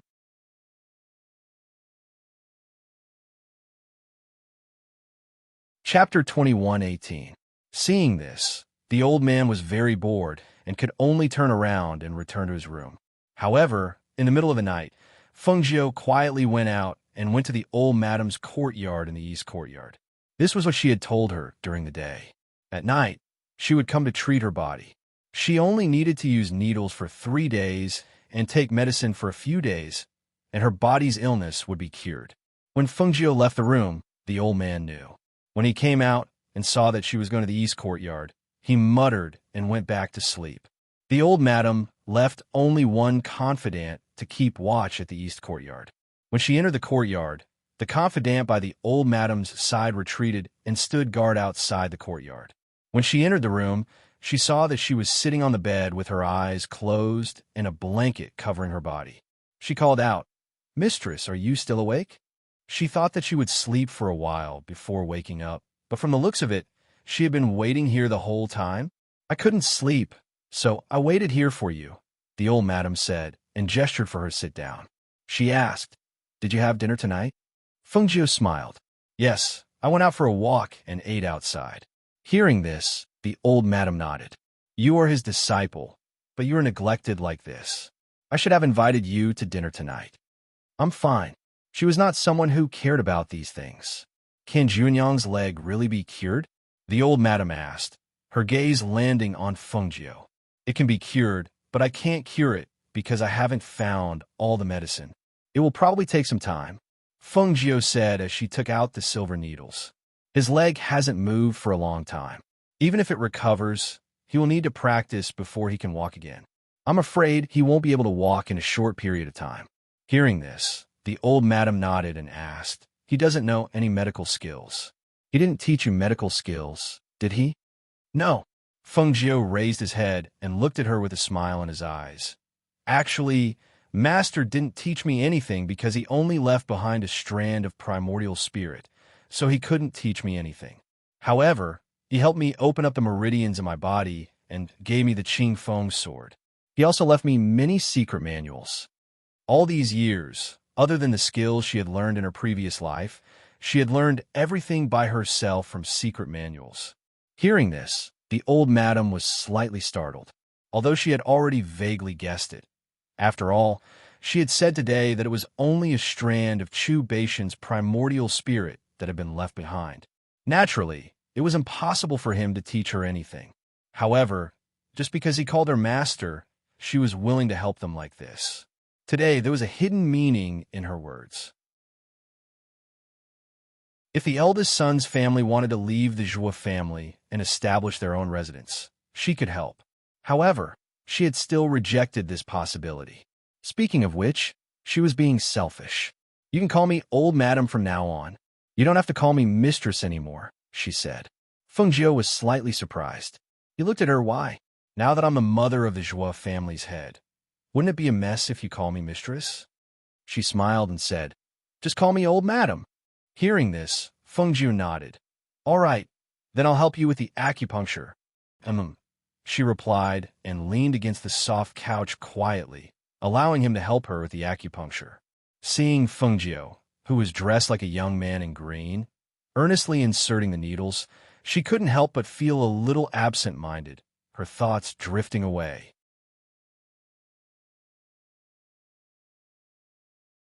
Chapter 21:19.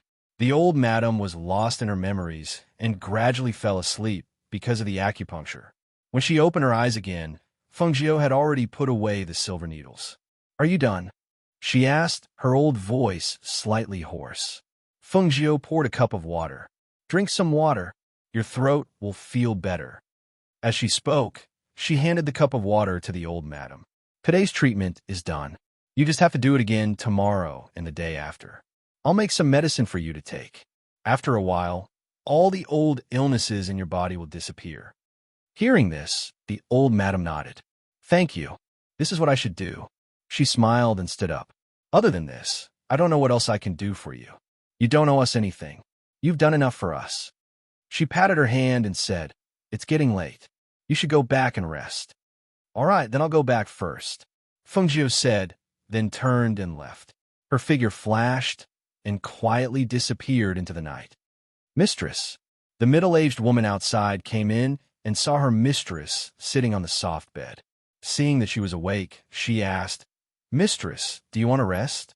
I can't sleep. Chat with me. She waved her hand and gestured for her to sit down and chat.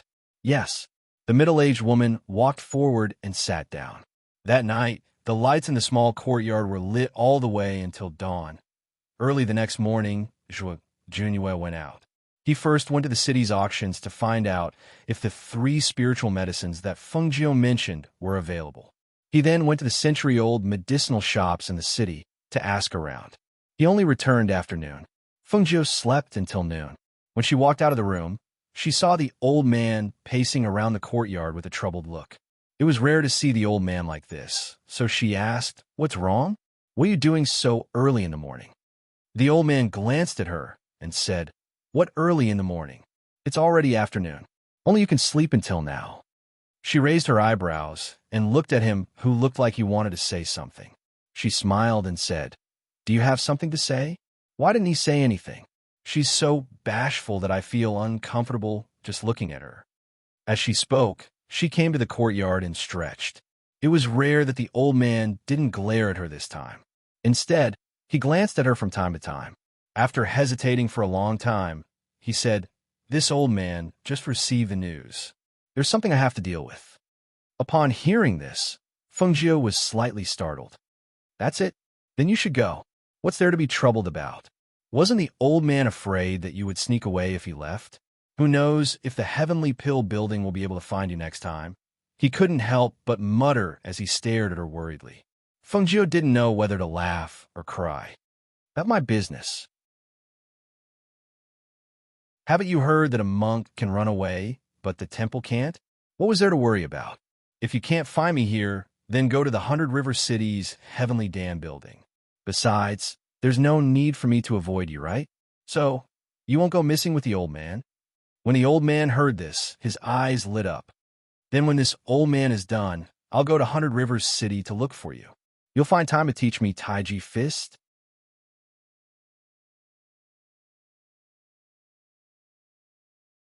Chapter 21:20.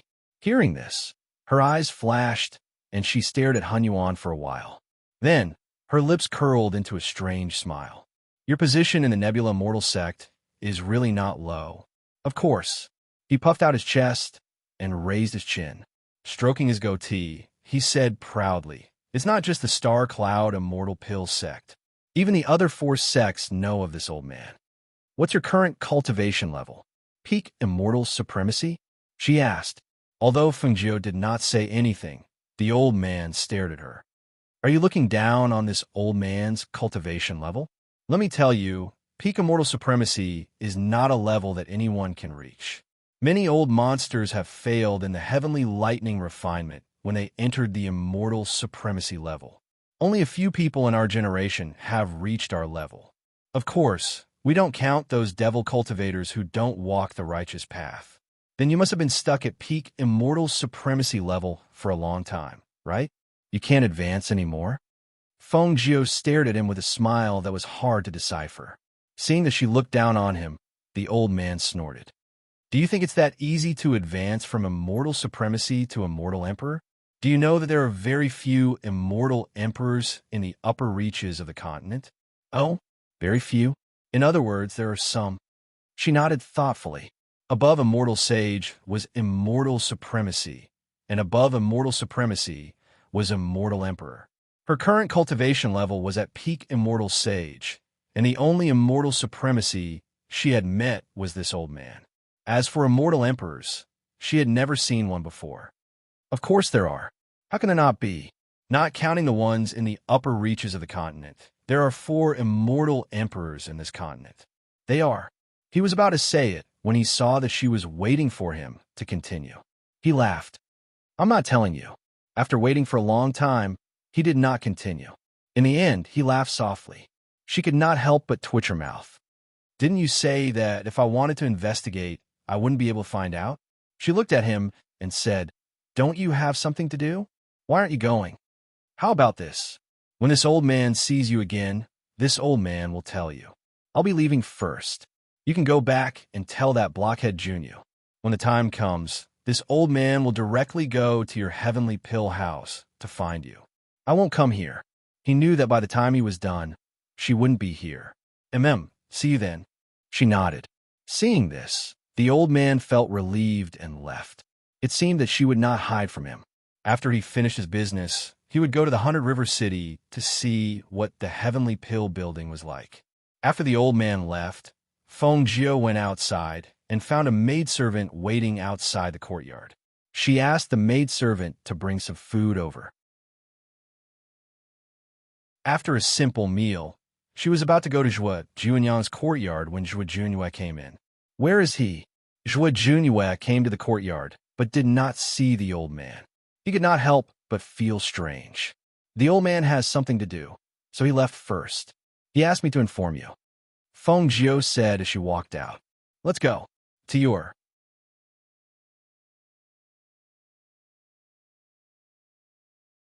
Chapter 21-21. That's normal. Feng Jiu did not even look back as she continued to walk forward. She only slowed down her pace and said, Do you think that kind of spiritual medicine is so easy to find? Do you think you can find it in a random medicine shop or an auction? As she spoke, she glanced at Zhua Junyue, who was walking up to her side. Then what should we do? Without those 3 medicines, Junyang's legs. He lowered his gaze to hide the worry in his eyes. Although we don't have those 3 medicines now, we can still find them. Before that, I can use silver needles to unblock the veins in his legs. Once we find those 3 medicines, we can use them as medicine. She walked leisurely, 1 step at a time. Zhua Junyue did not say anything else as he quietly followed beside her. When the 2 of them reached the courtyard, they saw Zhua Junyang sitting in the courtyard, basking in the sun and reading a book. Feng Jiu noticed that he was holding a medical book and raised her eyebrows. You're interested in medicine? Hearing that, Zhua Junyang closed the medical book in his hands and looked up at her with a smile. Being ill for a long time makes one a doctor. I want to read more books. Perhaps I can find a cure. You've been cultivating a home all this time. Have you thought about which sect you want to join after your legs are healed? She sat down at the stone table and waved at Zhua Junyue, indicating for him to roll up Zhua Junyang's pants. Zhua Junyue went forward and crouched beside the wheelchair to help his younger brother roll up his pants, revealing his knees. Because of my legs, I've been sitting in a wheelchair at home and rarely go out. If my legs can really stand up, I don't want to join any sect. I want to go out and gain experience. I want to travel around and see the outside world. A glimmer of anticipation appeared in his eyes as he looked at his older brother and smiled. Big brother, when you go out again, can you bring me along? Zhuo Junhua looked up at him and nodded. Hearing that, Feng Jiu smiled. She narrowed her eyes and said, half-jokingly, the outside world is very dangerous. Don't talk about you. From what I know, your big brother has only been hit once, and it was that kind of cough. Zhuo Junyue's ears reddened. He coughed lightly and interrupted Feng Jiu's words. He turned to look at her and happened to meet her teasing smile. He could not help but feel embarrassed. He looked away and said, Can I start the needle now? Zhuo Junyang couldn't help but feel curious when he saw this. What had happened to his big brother? How could he not let Feng Jiu say it? Furthermore, he had such a strange expression on his face. What's the rush? Let's chat for a while, Feng Jiu said unhurriedly with a smile on his face. When I passed by West Street yesterday, I smelled the aroma of the 8 treasure duck in that restaurant and suddenly felt like eating it. What should I do? The corners of Zhuo Junyue and Zhuo Junyang's mouths twitched when they heard that. So she was craving for the 8 treasure duck. I'll go buy it. Zhuo Junyue stood up and walked out. After his brother left, Zhuo Junyang couldn't help but ask with a smile, What did my big brother get hit by? I think he looks a little uncomfortable. Hee. Feng Jiu let out a low chuckle. Her chuckle sounded a little wretched, and coupled with the strange expression on her face, it didn't quite match her image of a handsome young man dressed in green robes. However, in Zhuo Junyang's eyes, he only felt that her expression was ever-changing, and it was very novel.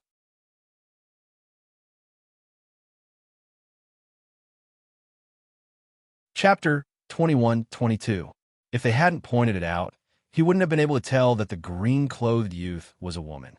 She had the carefree and unrestrained aura of a man. Her entire body exuded an aura of confidence that soared through the skies. He found it unbelievable. How could a woman imitate a man's actions, expressions, and words so well? Feng Jiu narrowed her eyes, and her eyes were full of joy. Since he went to buy the 8 treasure duck for me, I'd better not say anything about it. It's better not to say anything. She shook her head and said with a smile.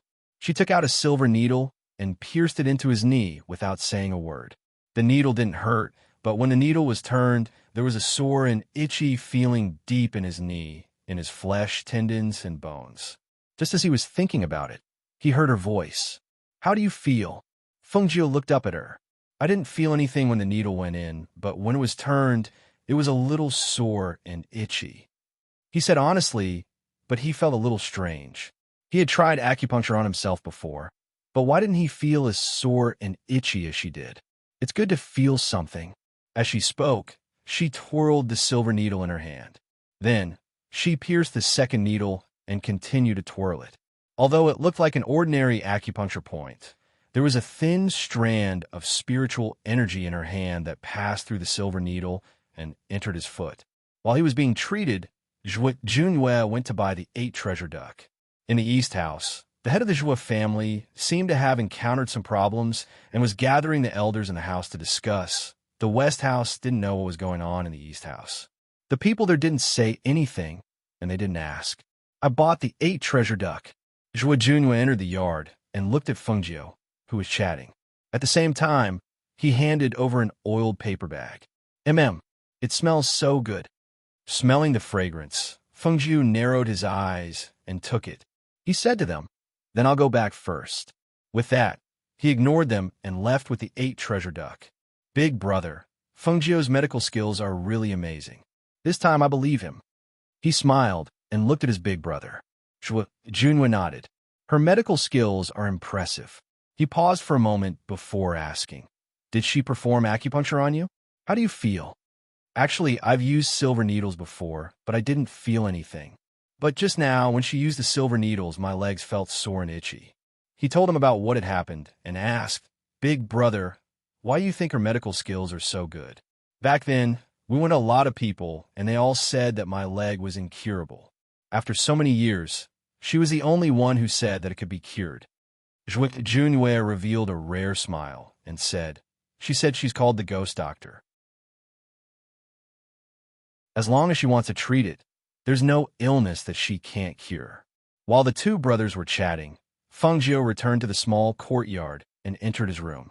He took out the spirit wine and ate the 8-treasure duck. In the second half of the night, she went to the old madam's courtyard again. She left after administering the needles, and during the day, she helped Zhuo Junyang with his treatment.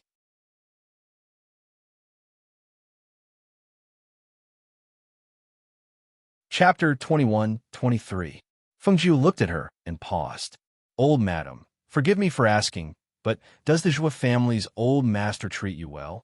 She had been here for a few days, but she had never seen the old master. Moreover, it seemed that the old master rarely came to her courtyard. Hearing this, the old madam was slightly startled. Then, she smiled and said, "He treats me very well. Otherwise, why would he marry me back then?" Speaking of this, she sighed softly in her heart and said, "Speaking of which, I have let him down. All these years, there's been a knot in my heart that has not been untied.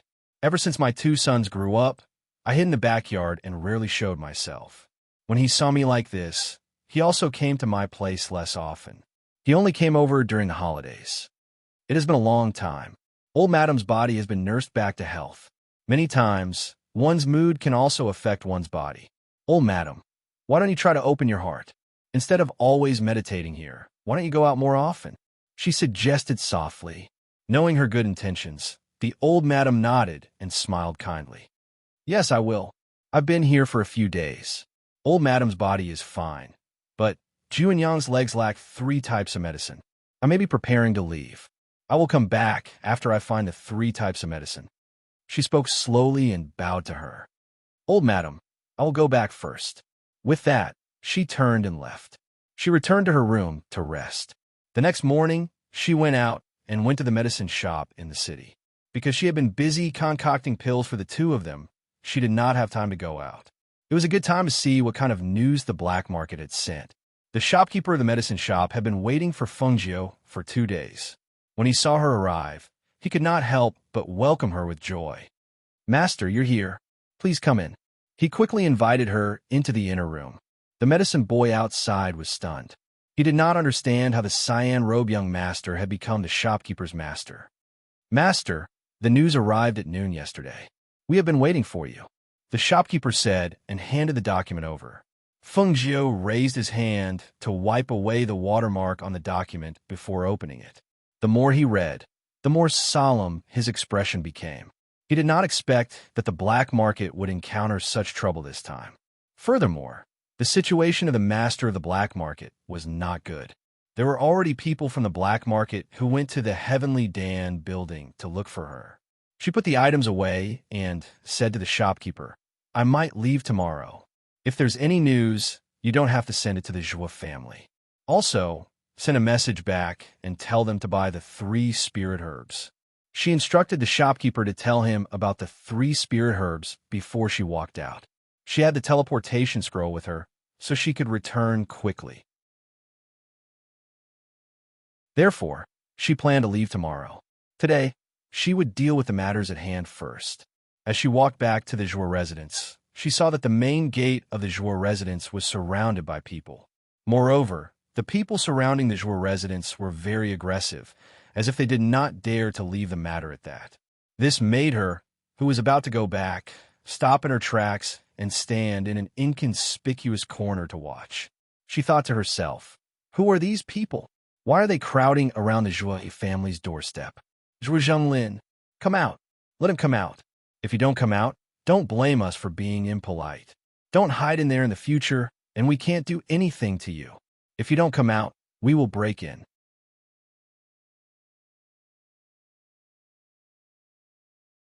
Chapter 21-24. There were quite a number of people crowding around, and the noise was loud and noisy. Everyone was shouting one sentence after another, and it was as if they were in a wet market. She did not hear what was going on, and only saw the 2 groups of people beginning to fight. For a moment, the sound of swords clashing against each other and angry shouts filled the air. She was a little startled at the sight. They really did fight over the slightest disagreement. However, the powers of both sides seemed to be about the same. Furthermore, this was in front of the Zhuo mansion's gates. No matter how she looked at it, that group should be the one at a disadvantage. However, just as she was thinking about this, she suddenly noticed an inconspicuous old man dressed in gray robes among the group. His powers were even higher than the master of the Zhuo family, Zhuo Zhenglin's. Just as she was thinking about this, she saw the two of them begin to fight. Once the two of them began to fight, a powerful spiritual energy flow and coercion surged in the surroundings, causing the people who had been fighting to retreat and stop. When powerful cultivators fought, the other party's powers were enough to intimidate them. How could they possibly have the ability to continue fighting? Furthermore, the leaders of both sides had already begun to fight. Regardless of the outcome, there would be a way to resolve this. After the gray-robed old man had struck out with his palm, he changed his movements and charged forward. The wind from his palm whistled through the air as he struck out. His sharp and cold eyes were as sharp as swords as he stared at Zhuo Zhenglin, and his attacks were merciless. The two of them exchanged a few blows, and Zhuo Zhenglin's expression gradually turned serious. The other party's powers were higher than his. If they continued to fight, he was afraid that he would not be a match for him. If he was defeated in front of the Zhuo mansion's gates, the Zhuo family would become the laughingstock of the city. Zhuo Zhenglin secretly gritted his teeth at the thought of this and increased his powers once again, using all of his powers to deal with the old man. With a wave of his hand, a swirling air blade emitted a whistling sound as it shot towards the old man. The old man laughed icily and easily dispelled Zhuo Zhenglin's attack with a wave of his hand. He then waved his hand to attack and closed in on Zhuo Zhenglin step by step. His attacks were filled with murderous intent, as if he wanted to take Zhuo Zhenglin's life on the spot. The murderous aura that was whistling towards him was cold and vicious. Zhuo Zhenglin's heart tightened, and he braced himself to deal with it. Feng Jiu, who was watching this scene from the corner of the street, could not help but shake his head. The master of the Zhuo family was obviously no match for the old man.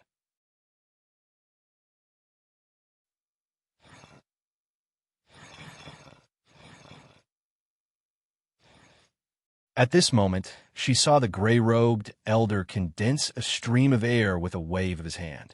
That stream of air formed a powerful pressure that filled the air between his hands, surging with the movement of his hand. His pair of sinister eyes stared at Zhuo Zhenglin like a venomous snake, and a sinister smile appeared on his face.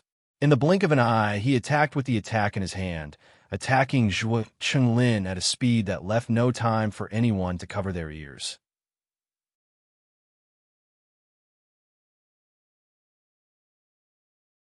Chapter 21-25. Feng Jiu frowned when she saw this. She was a little far away, so it was impossible for her to save him. However, if he was hit by this attack, he would be seriously injured even if he did not die. If he fell, the Zhuo family would fall into internal strife, and the people outside who were eyeing them covetously would not let them off so easily. However, at this moment, a figure suddenly shot out and instantly pulled Zhui Yulin away from the danger at the speed of light. At that moment, she thought, could it be the Zhuo family's old master? However, when she took a closer look, she could not help but be astonished. Her eyes widened as she stared at the person who, in her opinion, could not possibly have appeared there to save Zhuo Zhenglin. That person was dressed in plain and unassuming clothes. However, at this moment, his aura had changed slightly as he stood there. She was not the only one who was astonished. Everyone in the Zhuo family's East Mansion stared in astonishment at the person who had suddenly appeared to save Zhuo Zhenglin. At this moment, everyone in the East Mansion was shocked and astonished. How could it be him? How could Zhuo Chuhui supported his younger brother, who was staring at him in astonishment? After stabilizing his body, he asked, "Are you all right, big brother? How could he have saved him in such a situation? Even he could not withstand that attack. How could his unassuming and ordinary brother save him so easily? Could it be that he was even more powerful than he was? Could it be that he had been hiding his true strength all these years?" At this moment, he noticed that there was a stream of air surging around his elder brother's body. This stream of air was emitted from his elder brother's body when he saved him earlier. However, in just an instant, that stream of air quietly dissipated, as if it had never appeared. When he saw this, he was shocked and could only feel that it was unbelievable. In a corner outside, Fengjiu leaned against the wall and watched this scene with interest. Who said that Zhuochu Wei was ordinary? Who said that he was not outstanding in any way? He reckoned that in the entire Zhuo clan, Zhuochu Wei was the truly powerful one. He had been able to conceal all of his powers and only reveal his inconspicuous cultivation level. Furthermore, no one in the Zhuo family had noticed him for so many years. This showed just how outstanding his powers were. Furthermore, it was not just his powers that were outstanding. Even his ability to conceal his aura was the best she had ever seen. For someone like him, not only had the Zhuo family failed to discover him for so many years, even Han Yuanzi had failed to see through him. She had been here for several days, but she still couldn't tell that he was a capable person. This kind of person, at that moment, overflowed with a suppressive aura that filled the sky above everyone else. At that moment, she seemed to see her master's shadow and domineering aura on him. However, from what had happened today, she also knew that his temperament was absolutely outstanding. Furthermore, he did not care about fame or fortune. Otherwise, given his strength and cultivation, he would have been able to dominate a region. However, he had quietly become an ordinary person in the Zhou family. It was said that a great hermit lived in the city. After such a long time, this was the first time she had seen someone who clearly possessed outstanding strength and the aura of a superior, yet had chosen to live as an ordinary person.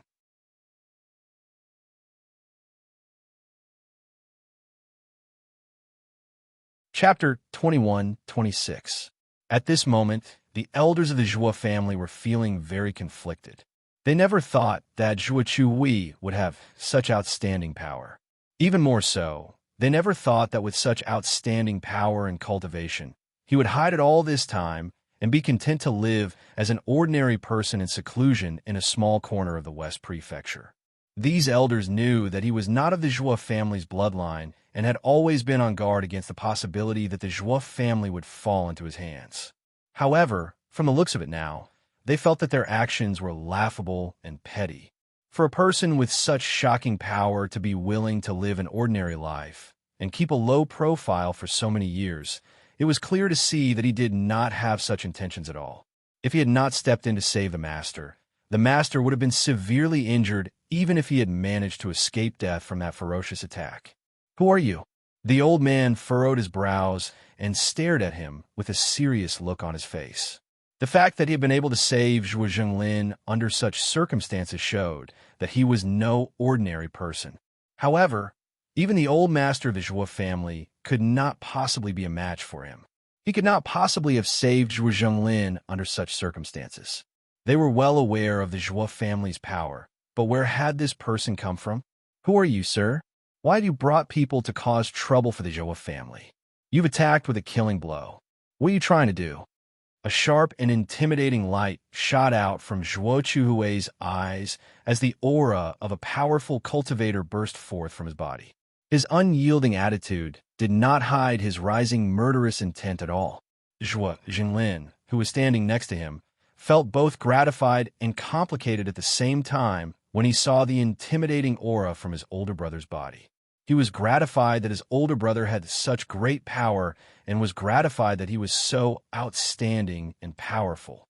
He was also conflicted because his older brother had such great and outstanding power, but had kept it hidden for his sake and was willing to live as an ordinary and inconspicuous person.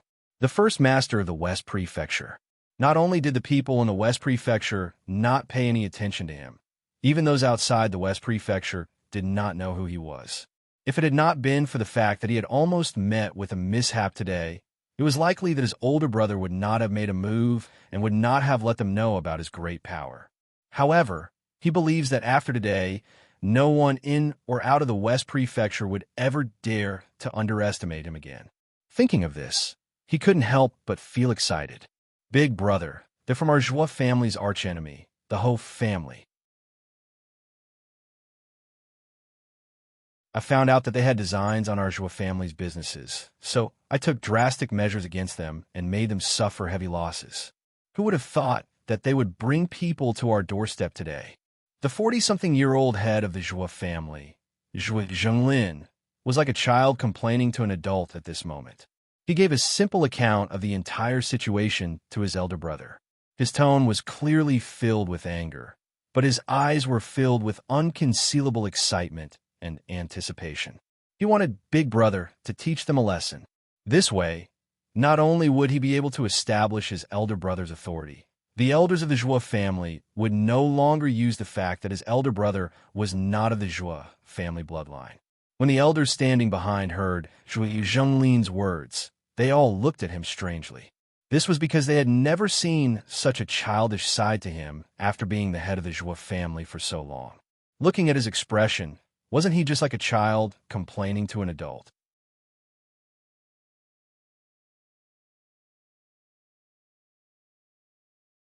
Chapter 21-27. Hearing this, Zhuochui's expression sank, and his sharp gaze swept towards the gray-robed elder. His deep voice carried a powerful aura as it enveloped the area. How dare you come looking for trouble after scheming against the Joie family? Do you think that the Joie family is a place where just anyone can trample on? As soon as his dignified voice fell, his figure moved, and he immediately launched an attack. As he threw a punch, the powerful air current within his body shot out along with the wind from his palm towards the gray-robed elder. When the gray-robed elder saw Zhuo Chuhui's sudden attack, he instinctively retreated and defended himself. However, as the two exchanged blows, he was unable to dodge in time and was struck in the chest by Zhuo Chuhui's palm. Bang! Puffed. A heavy palm strike landed. The gray-robed old man let out a muffled groan and spat out a mouthful of blood.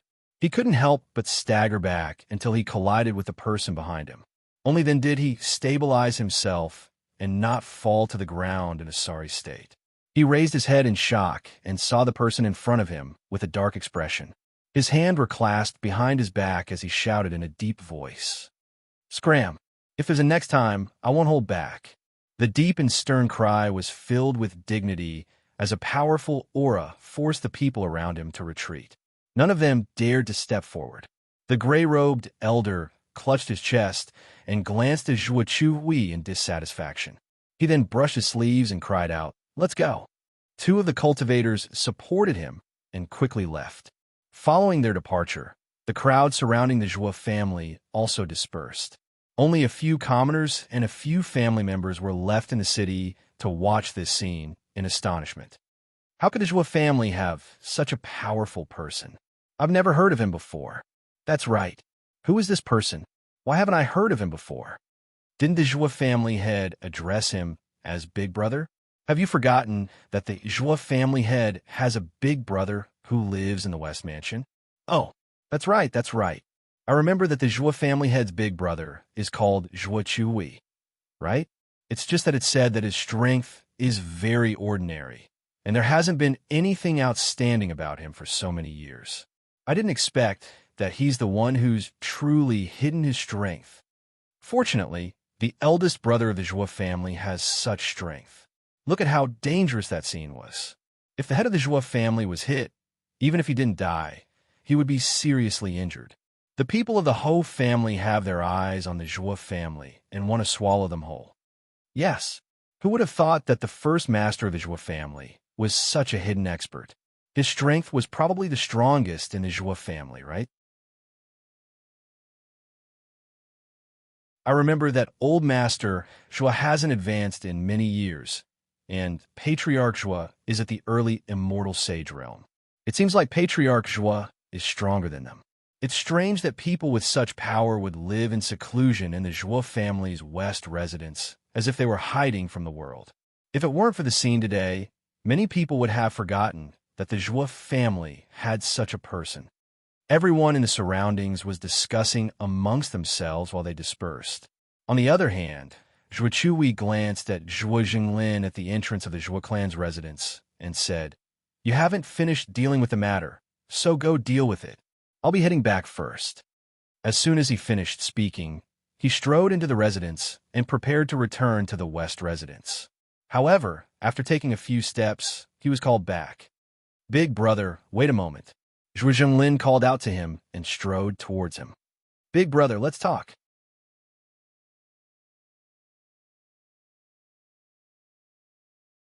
Chapter 21-28. Chui, thank you for saving the master. The elders expressed their gratitude. He's my younger brother, so saving him is something I ought to do. There's no need to thank me. Zhuo Chui said, then looked at Zhuo Zhenglin and said, "You go take care of things first. I'll return to the West Mansion first." With that, he didn't give them a chance to say anything and strode towards the West Mansion. Seeing him leave, Zhuo Zhenglin and the elders looked at each other, then walked towards the East Mansion. After what had happened today, they really had to discuss it. As the crowd dispersed, Feng Jiu, who had been watching from the corner of the street, smiled and also walked forward. After entering the mansion, he walked towards the West Mansion. In the blink of an eye, the news that Zhuo Chuhui had saved the master and defeated the Ho family's ancestor quickly spread throughout the mansion. Even the old master had heard the news. After hearing this, everyone in the Zhuo mansion was shocked and felt that it was unbelievable. After all, the West Mansion had always lived in seclusion, and the first master of the West Mansion had been extremely ordinary for so many years. How could he suddenly be described as a powerful cultivator and even save the master? They really didn't dare to believe it. However, because everyone had seen it with their own eyes, even if they didn't dare to believe it, no one questioned it. After discussing the matter, they ordered people to pay more attention to the various properties and ordered people to secretly monitor the movements of the Ho family.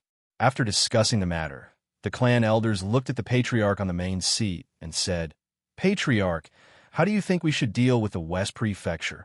"What do you mean, deal with it?" The master looked at them and asked, "Deal with what?" "No, what we mean is, can the first master of the West Mansion be invited to discuss it with us? He has the strength, if he can be used by the Zhuo family." Before he could finish, he was interrupted. "He's my older brother." Zhuo Zhenglin frowned at the elder who had spoken and said, "What do you mean by if he can be used by the Zhuo family? Just because he's powerful, does he have to contribute to the Zhuo family?" At this point, Zhuo Zhenglin snorted coldly. "Don't forget how the elders have prevented me from entrusting my older brother with important tasks all these years. Back then, I didn't allow him to get involved in anything. Don't tell me that just because he saved my life today, he has to work for the Zhuo clan? That's not what we meant." The crowd sighed inwardly. Zhuo Zhenglin stood up and looked at the crowd. He didn't interfere with the Zhuo family's matters back then, and he won't interfere today either. However, just because he doesn't interfere doesn't mean that he will stand by and do nothing when the Zhuo family is in trouble. Just like what happened today, if I or the Zhuo family were in danger, he would definitely help. Needless to say, I believe that he would do so. He looked at the crowd and said, "I only hope that after today's incident, the elders will no longer treat him as an outsider." Everyone was speechless for a long time. After a long while, they said, "We understand. I'm going to my mother's place. Everyone, please go back first." As he spoke, he walked out. Seeing the patriarch leave, everyone looked at each other and left one after another. In the old madam's courtyard, she was currently sitting on a soft couch, listening to the middle-aged woman beside her talk about what had happened in the manor today.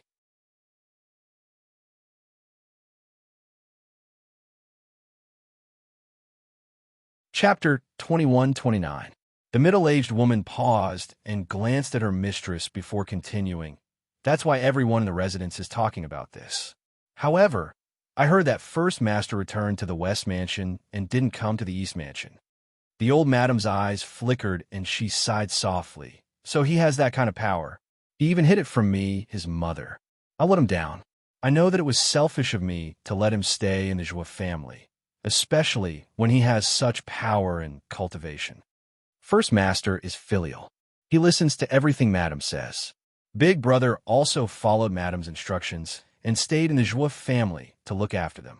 The middle-aged woman smiled and said, Although the first master had been hiding his strength for so many years, today, the second master and the Joie family were both in danger, and it was he who resolved it. The first master still has the Joie family and the second master in his heart. "Mother," a voice called out. The middle-aged woman stepped aside, and the old madam looked at the newcomer. "You're here," the old madam said, and gestured for him to sit. "Mother, I'm here to talk to you about something." Zhuo Zhenglin looked at her and said, "What is it? Tell me. I'm sure you already know about Big Brother's matter." "Yes," the old madam replied, and gestured for him to continue. "Actually, I came here today to tell you that I want Big Brother to set up his own residence outside." As soon as he said this, his mother sat up with a dark expression. "What did you say?" the old madam asked in a low voice. Seeing this, he braced himself and said, "Mother, you know Big Brother's power. With his power, I think it's too much for him to stay in the small West Mansion. His children are all grown up. After what happened today, I want to discuss this with Big Brother and let him set up his own residence outside." "No," she refused without thinking. Her tone was firm, as if there was no room for discussion. "Mother, I know what you're thinking, but that's not fair to Big Brother. He has such outstanding and powerful power. You can't break his wings and stop him from flying. You can't imprison him in the small West Mansion." Hearing this, the old madam's expression changed slightly. "Your eldest brother won't agree either." "Yes, Big Brother won't agree because he listens to you. If you don't agree, he won't agree. That's why I came to find you, Mother." He looked at her and said, "How has Big Brother lived in the Joie family for the past few decades?" "Mother, you should know that I didn't mention it before, because I was worried that Big Brother's strength wasn't outstanding. If he went out to establish his own mansion, he would encounter a lot of trouble. But now, Big Brother clearly has the strength. Mother, why don't you agree?" The old madam didn't say anything. She just closed her eyes in silence. "Mother," Zhuo Zhenglin called out, "you should go back." Old madam said slowly, "Mother, think about what I've just said. I will discuss this matter with my father," he said before turning to leave. On the other side, in the West residence, because there were fewer servants in the West Mansion, there was usually less gossip, so no one in the West Mansion knew about the East Mansion.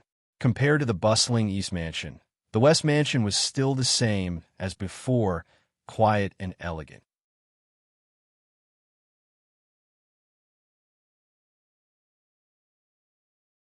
Chapter 2130. In the evening, Zhuo Junhua walked into Feng Jiu's small courtyard.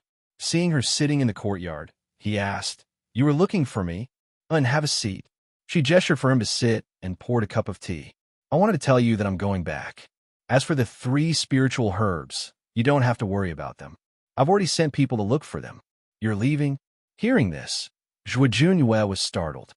"There are some things I have to take care of. Your brother doesn't have enough herbs, so it's useless for me to stay. I'll be in 100 River City's Heavenly Pill House. When there's news, I'll send someone to inform you." She spoke slowly and took a sip of tea. "And I understand." He nodded and held the teacup, but didn't drink it. Seeing this, she stood up and said, "Then I'll go back to my room to rest.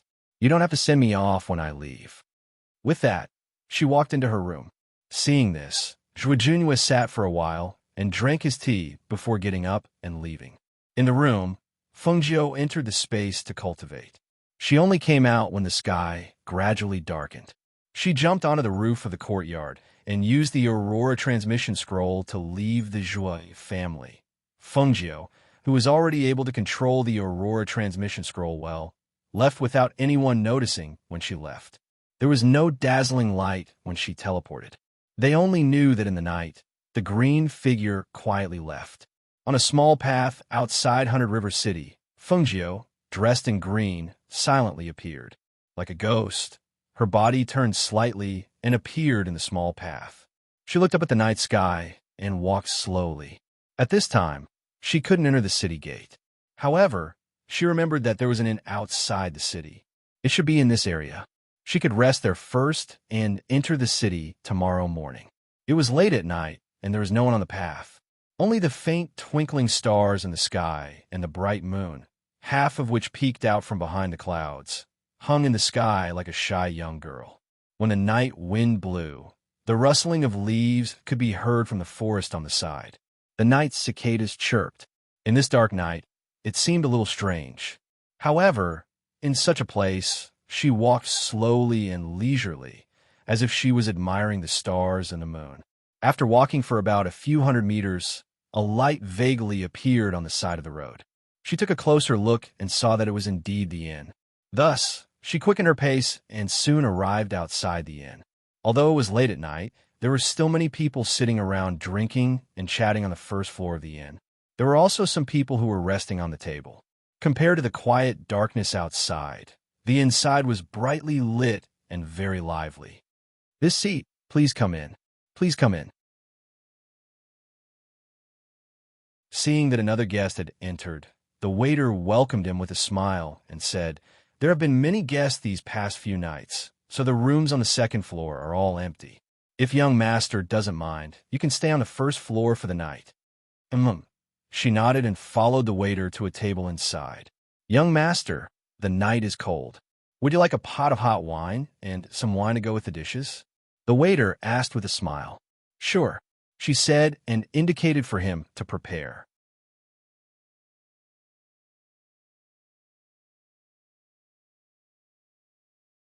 Chapter 21:31.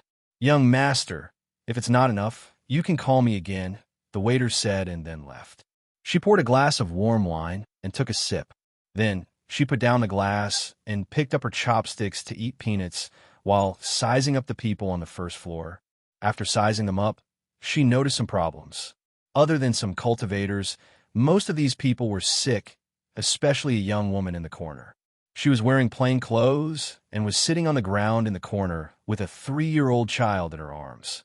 It seemed that the shop owner was kind enough to let her and her child stay for the night. The child in the young woman's arms was pale, and his little face was a little swollen. His clothes were wrapped up a lot, but he would still twitch occasionally. Seeing this, she called the waiter over. "Young master, do you have any orders?" The waiter came in front of her and asked, "What do that mother and son do?" She looked at the woman sitting on the ground in the corner and the child in her arms. The waiter followed Fengjiu's gaze and quickly said, "They're just passing by. This woman is quite pitiful. She said that because her child is seriously ill, she spent a lot of money to seek medical treatment, but it couldn't be cured. The doctor also said that the child won't be able to live for a few days. According to the woman, the child's father divorced her, and she can't go back to her parents' home. She heard that the Heavenly Pill building has a ghost doctor with great medical skills, so she wants to seek medical treatment." Speaking of this, the waiter smiled and said, "Our shopkeeper is a good person. Seeing that it's cold outside, and this woman is carrying a 3-year-old child, he let her in to rest for the night. In any case, even if she squats in the corner, it's still better than outside." Hearing this, Fengjiu nodded and said to the waiter, "Go and invite her over." The waiter was stunned and didn't react for a moment. After Fengjiu said this, he realized that it was inappropriate, so he smiled and said, "I think they're quite pitiful. It's late at night, and the temperature is dropping. It's cold to squat there, so I want to invite her over for a cup of warm wine. Moreover, I know a little about medicine, so I can help her take a look at her child." Hearing this, a smile appeared on the waiter's face. "Young master, you're so kind. I'll go and invite them over." The waiter walked towards a corner as he spoke. The young woman crouched in the corner with the child in her arms. When she heard the waiter's words, she looked at the green-robed young man sitting at the table with some surprise. Although he was a man, he was still a young man. Thus, she got up and followed the waiter. "Young master." The young woman hugged the child.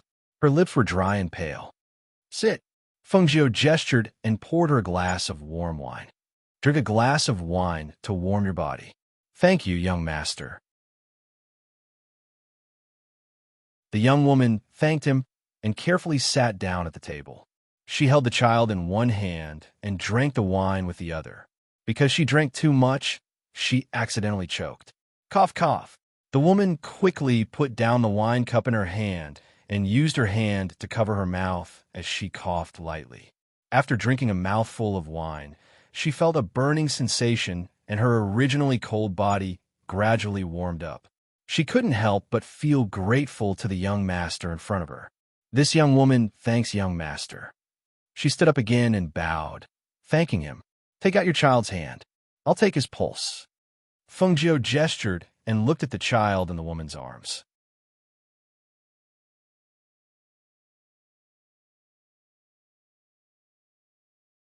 Chapter 2132. Fengjiu placed her finger on the child's pulse, and after a simple examination, she said, "This is wind convulsion. It's not a big problem." As she spoke, she withdrew her finger and took out the silver needles. "My medical skills are not bad. Do you want me to give it a try?" The woman was slightly startled when she heard this, and for a moment, she held the child's hand tightly. Let him give it a try? Let the youth in front of her give it a try? Did he really know medical skills? What if something went wrong? Although she was worried, she also thought that since this youth was so kind-hearted, perhaps she should believe him this time. Thus she said, "Young master, how do you want to try? Is there any danger? Those needles, where are you going to stab? Do you have to use these silver needles? The child is still so young. I'm worried." Hearing this, Fengjiu curled her lips into a smile. "I'm not treating anyone casually. I just happened to see you holding the child and squatting there. Your child is so young, so I wanted to help you. Up to you. If you don't want to, I won't force you." No, young master's kindness. This woman is very grateful, but I don't know if young master can tell me the details of the child's illness?"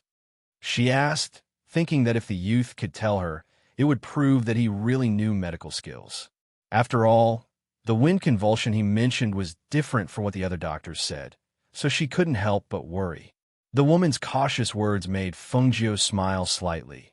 She looked at her and said, "Wind convulsion is also known as palpitations. People who suffer from this illness are extremely afraid of the cold, occasionally accompanied by slight twitching movements. When sleeping soundly at night, the patient will occasionally be startled awake, their heartbeat will accelerate, and they won't be able to fall asleep. If not treated in time, in less serious cases." She was interrupted before she could finish her sentence. "A young man like you is also learning to practice medicine here? Have you finished your apprenticeship? Do you have a doctor's badge?" A middle-aged man glanced at Fengjiu and snorted. "Do you think everyone has the ability to practice medicine? Or do you want to use this child as an experiment? What a vicious mind."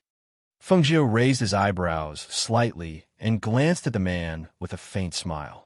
When the young woman heard this and saw the doctor's badge pinned to the middle-aged man's chest, she couldn't help but take a few steps back with the child in her arms. She looked at Fengjiu warily. Obviously, she believed the middle-aged man's words. After all, the other party was a doctor with a doctor's badge, and the youth in front of her looked so young. Even many old doctors said that there was no way to treat the illness. So how could this youth really have the ability to treat it? Could it be that he really wanted to use her child as an experiment? When she thought of this, she cautiously retreated with the child in her arms and said, "This madam thanks the young master, but the child is my life. Please forgive this madam for not daring to try." As she spoke, she hurriedly retreated to the corner with the child in her arms. Seeing this, Fengjiu shook his head and smiled. She was really meddling in other people's business. Fine. She originally wanted to help treat her child because of the child's young age, but who knew that the other party wouldn't appreciate her kindness? "Young lady, I see that you have some beauty. It's late at night, and the cold wind outside is quite boring. If you let us brothers enjoy ourselves for a night, perhaps we'll even treat the child in your arms. How about it?" A tall and thin man sitting next to the doctor said as his eyes stared at the young woman's pretty face. "You're tuning into the Warrior Lore YouTube channel. Don't forget to subscribe and join us on this journey to catch the most captivating stories.